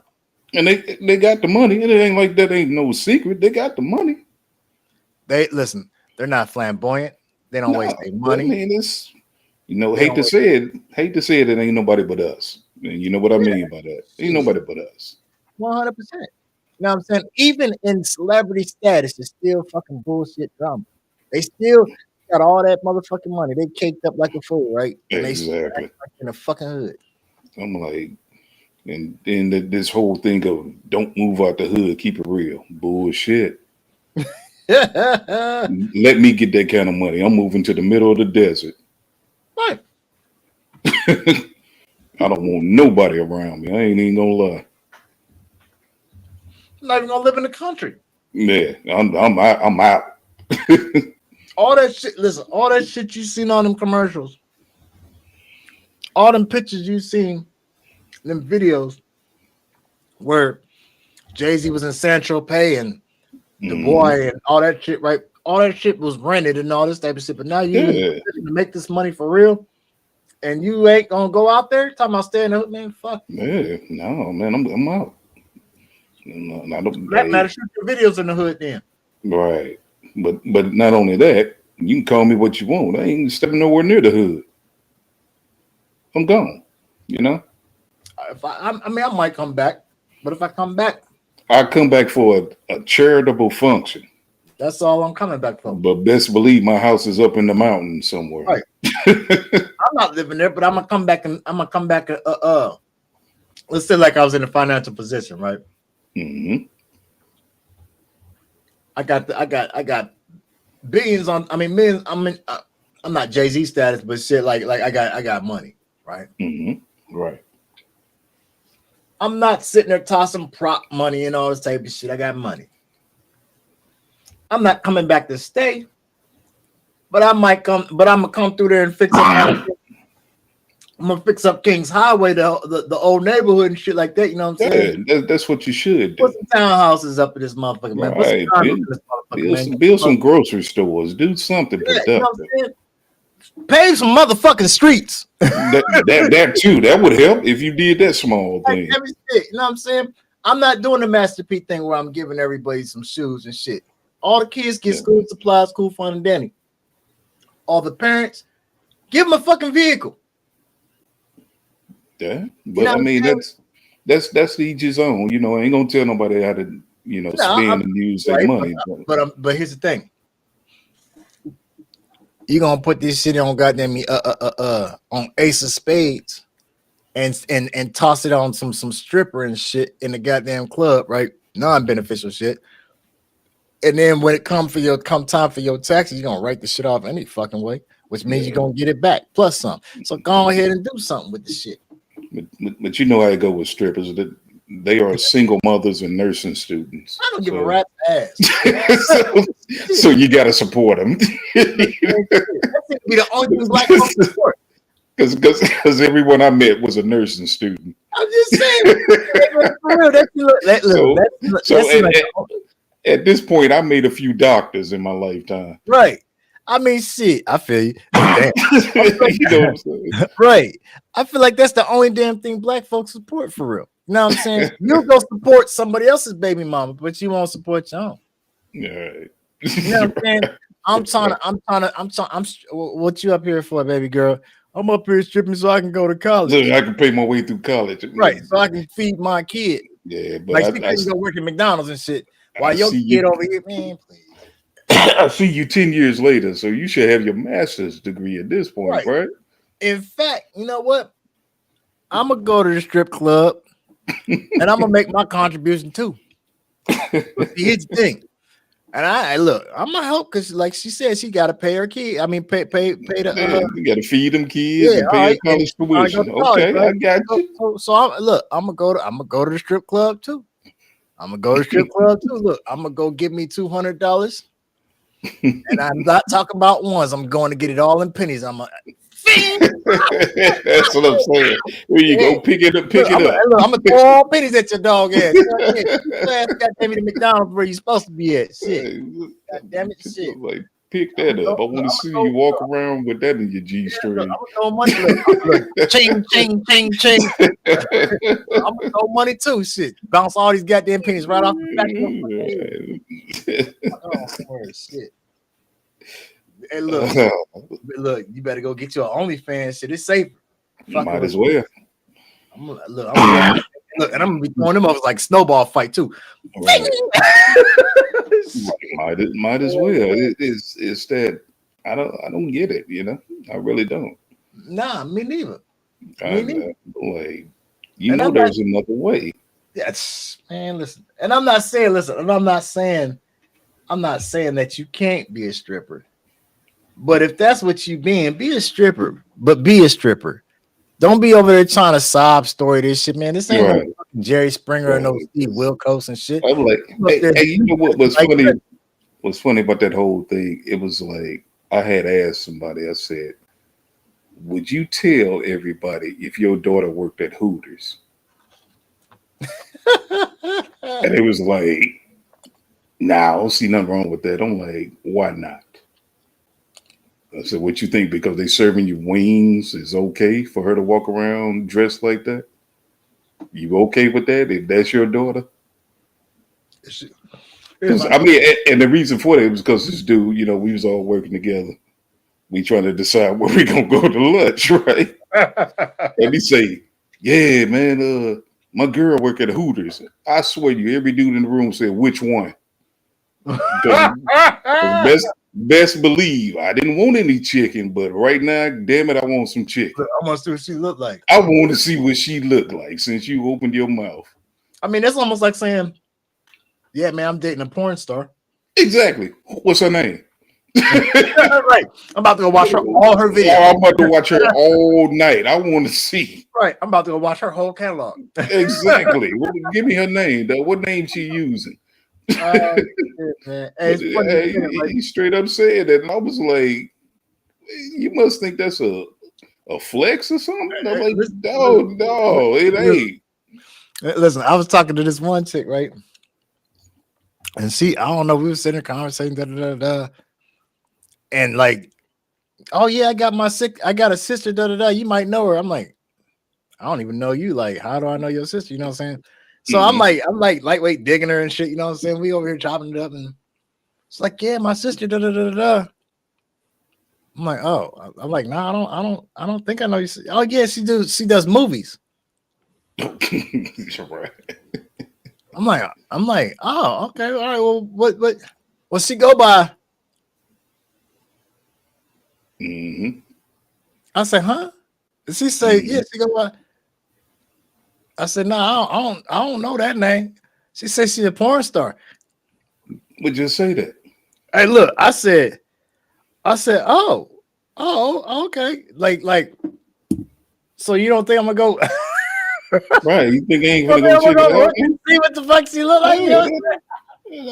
Like I said, I didn't met females tell me, "Oh, I'm a dancer." I'm like, "What, ballet? You would have an alien? What tap dance? What you mean you're a dancer?" "Oh, I work over at so and so's." "Oh, you're a stripper." Right? Why you say it like that? Because that's what it is. You stripping.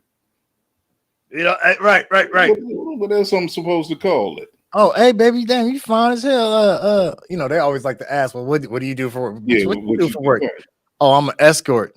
Yeah, you're a hooker. Okay. Wait a minute. You take people where? Well, no, not I go on. I take them on dates. I go on. Right. Take You them do on that. dates, or they take you on dates. Well, they take me out.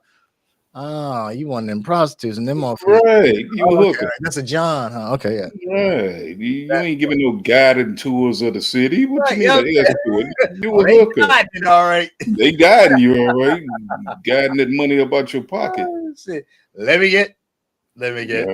Shit. Right. You know what I'm saying? It's crazy because like the why do you feel the need to hide it? I don't know because I know what it is. So why play that game? Not even that. Oh, excuse me. Ah, shit, that hurt. Bless you. Not even that. Thank you. Not even that. If you ashamed of what you're doing, then shit, you ain't got no business doing it. True enough. So what if you go listen?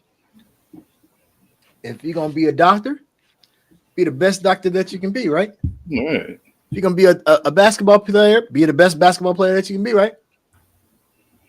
If you're gonna be a hoe, be the best hoe that you can be. Yeah, be the most famous one. Hey, that part. You know what I'm saying? Quit. Don't half step with it. Listen, I told my son that, right? When I told him this, he looked at me like, I said, why is he looking at me like that? He say, man, he say you be on some real stuff. He say, but I would have never expected it to come like that's real. So I mean, that's the truth. That's all. oh, wait a minute. This is what I told him. I say he was fucking up in school. I told him, I said, look, man, I don't everybody tell their kids, oh, I want my kids to be a doctor, a lawyer. Hey, do the best that you can, be the best that you can be. Everybody wants you to be a doctor, a lawyer, you know, a policeman, baseball player, whatever it is. If you're gonna be a fuck up, a bum, a moocher, whatever the fuck it is, you know what I'm saying? Because here's the thing, right? It ain't always a positive. You know what I'm saying? Listen, there's billions of people in this world, and everybody positive or everybody good? I think not. Right? Mm-hmm. So just as well as you have heroes, you got villains. Joker accepted his fate. Look, I'm the best goddamn villain Batman ever gonna have. So I told him, I said, man, if you're gonna be a fuck up, you know what I'm saying? Don't half-ass it. If you're not gonna do it, just you get what I'm saying? If you're gonna be a bum, be the best bum that you can be. Straight up. He looked at me like, as if to say, like, why would you say something like that? Oh, you thought I was gonna tell you, oh man, nah, I'm not gonna tell you that shit. Be a part-time bum? No, man. Yeah, I'm not gonna. Look, you make the grade when it's convenient for you. Mm-hmm. You know what I'm saying? Don't go in there. Look, I got mine. You know what I'm saying? I got mine. You know what it's like to because nigga, I got custody of you. So you know what it's like. You see it firsthand. And I tell them all the time, and I tell people all the time, people be like, man, this motherfucker's so smart. Damn. Listen, my living conditions do not reflect my GPA. Mm-hmm. Real shit. Yeah. What you're looking at with me is because society doesn't believe in second opportunities. Mm-hmm. You know what I'm saying? He always talking about, oh, I want this, I want that. My dream car is a Challenger. Yeah. You better get some Challenger grades, homeboy. All right. But not only that, your dream car is what somebody's already driving. Right. But you'll never see it. So you done set a limit on yourself already. Listen, they started that from birth. Your birth certificate say black. Yeah, but you didn't put an extra limit. And I never been like that. Oh, my dream car is this. And then I see it riding down the street. So somebody else is driving my dream right now. Right. I would say you dreaming about it, and that's somebody else's reality. Yeah, that's somebody's truth, you know? You know what I'm saying? You hear me say it all the time. A person's perspective, or their truth is not my reality. You know what I'm saying? Right. And that's what I'm talking about. Shit. Just because you see it in that, it's crazy because people will see something People will see something and automatically assume that's what it is. That's your reality. That's your truth. Not once did you come and ask, hey man, what you got going on? Right. You know what I'm saying? You know what I'm saying? They just figure it's gonna naturally happen. Oh, that's what it is. The fuck? Yeah.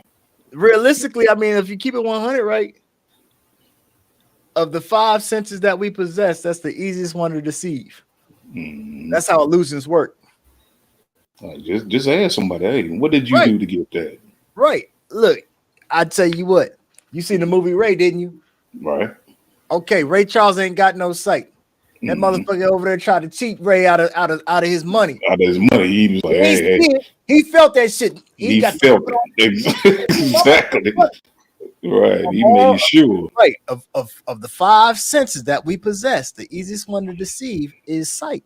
So therefore, sometimes, case in point, sometimes things aren't always as they appear to be. When you see something, if you ain't gonna ask the questions, if that's what you think you see, yeah, that's on you. Yourself. Keep that shit to yourself. Shit. Again, that's your perception. She said, even when you ask, you not told the truth. Shit. Okay. Well, again, like I said, if that's how you feel, 9 times out of 10, depending on who you ask, because I tell you what, I can't speak for everybody else. Me, I'm not shit. If I told you, goddamn it, that's what it is. Yeah. Now, if you feel like that's not what it is, that's your problem. I ain't got. All right. I'm saying, I don't understand. I don't understand that shit where people. Oh, I asked so and so, and well, then what the fuck you asking for then? If you asked them and that's what they told you, and you're not gonna believe what they told you, what was the point of asking? Sometimes it's just to make useless conversation. I'm beginning to think so. Yeah, I mean, it's just they have nothing really interesting they want to ask, so they just ask a roundabout question and just to see what your response is. I'm saying that half the time the shit that they asking really ain't none of their goddamn business. So that's what I give them, the bullshit answer. Because I'm like, okay, this is really none of your business, but since you want to ask me, okay, let's see how this works for you. Basically. You know, shit. In this age of information, motherfuckers sure feel the need to Yeah. You know what I'm saying? All up your ass and shit. No, hey, you get what you ask for real. Shit. Be careful what you ask for, shit. Yeah, that too. That's the thing. Be careful what you ask for, because the answer that 9 times out of 10, when you ask, the answer that you get, you ain't gonna like it anyway. Hence, oh well, when I asked, I felt like it wasn't the truth. Shit. I mean, if you feel like it wasn't the truth, shit, what you asked me for, right? Leave me alone. Right. Like what you asked me for, then that was kind of dumb.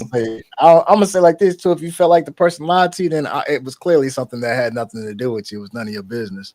Mm-hmm. It was clearly none of your business.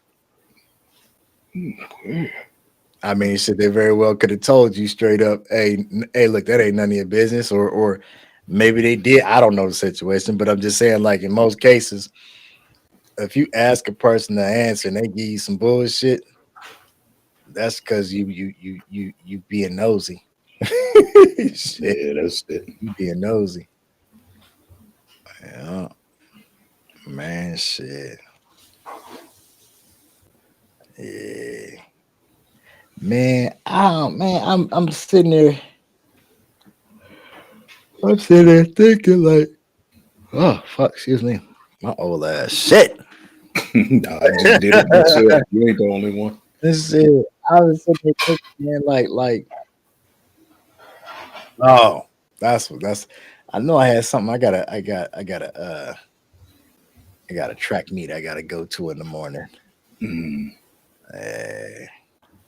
This little cat, man, had his first track meet and came in first in every damn event. You know what?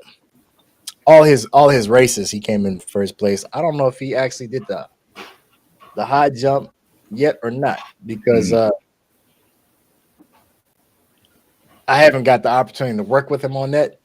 And this is his first year doing it. And he ain't exactly tall, but I mean, shit, that bar keep going up, and you ain't got the right technique. Right. You gonna Yeah, come up short. yeah, you know what I'm saying? I mean, like it's crazy because everything that I participated in, he is doing. Minus the hurdles. I didn't do the hurdles. I don't know how the hell he does the hurdles, but that little motherfucker, he tear the motherfuckers up. But like it's crazy because I tease him. I tease him a lot. I tease all my kids. I tease him. I say, Yeah. damn man, you think I could get my face back? You know what I'm saying? And he'd start laughing and shit. But like he literally is doing every event minus the hurdles. Um, he's done every sport that I participated in except for base. No. Yep, except for baseball. Mhm. He wants to play baseball, but he hasn't had the opportunity to play yet. His brother played baseball. Okay. He's done football, track. Um, had a little brief stint with boxing, Mhm. track, soccer, gymnastics. Yeah, I participated in that shit too. So that's what I'm saying. Like he's all right, man. He's all right. Uh, these kids, I tell you what, man, they wear you down to keep you young. You know? Yeah. They drive you crazy, but you love them anyway. You love them anyway, even if it's from a distance. Yeah. Mm-mm-mm. That's cool. I mean, we can shut it down, Yeah, I'm looking at the mark. We 15 minutes away from the 3 hour mark. Mhm. So I was like, well, can we ramble for 15 more minutes or what you Yeah, we ain't got to for real. yeah. And so, look, I'm about to lay it down. Yeah, I'm about to lay down right here. Ain't even no love. All right, man. Well, it's been a pleasure. Uh I catch y'all flip side, man. Sunday, 7 o'clock. 7 your time. Yeah, Yes, okay. sir. 7 o'clock Eastern Standard Time. Same Tell It Like It Is channel. Same Tell It Like It Is time. Yep. I'll see ya. Have a good one, man. All right, you too. All right, family. Well, everybody, good show tonight. Thank you very much. Greatly appreciate it. It's been a pleasure talking with y'all. It was kind of fun. I was actually kind of expecting more good night sleep. Well, I was expecting a little bit more Q&A, but it didn't actually manifest that way. So all good. Like I said, it's been a pleasure talking with y'all and sharing some of my life experiences with you guys. I will see you guys. I'm sorry. I will see you guys Sunday. 7 o'clock. On that note, 100.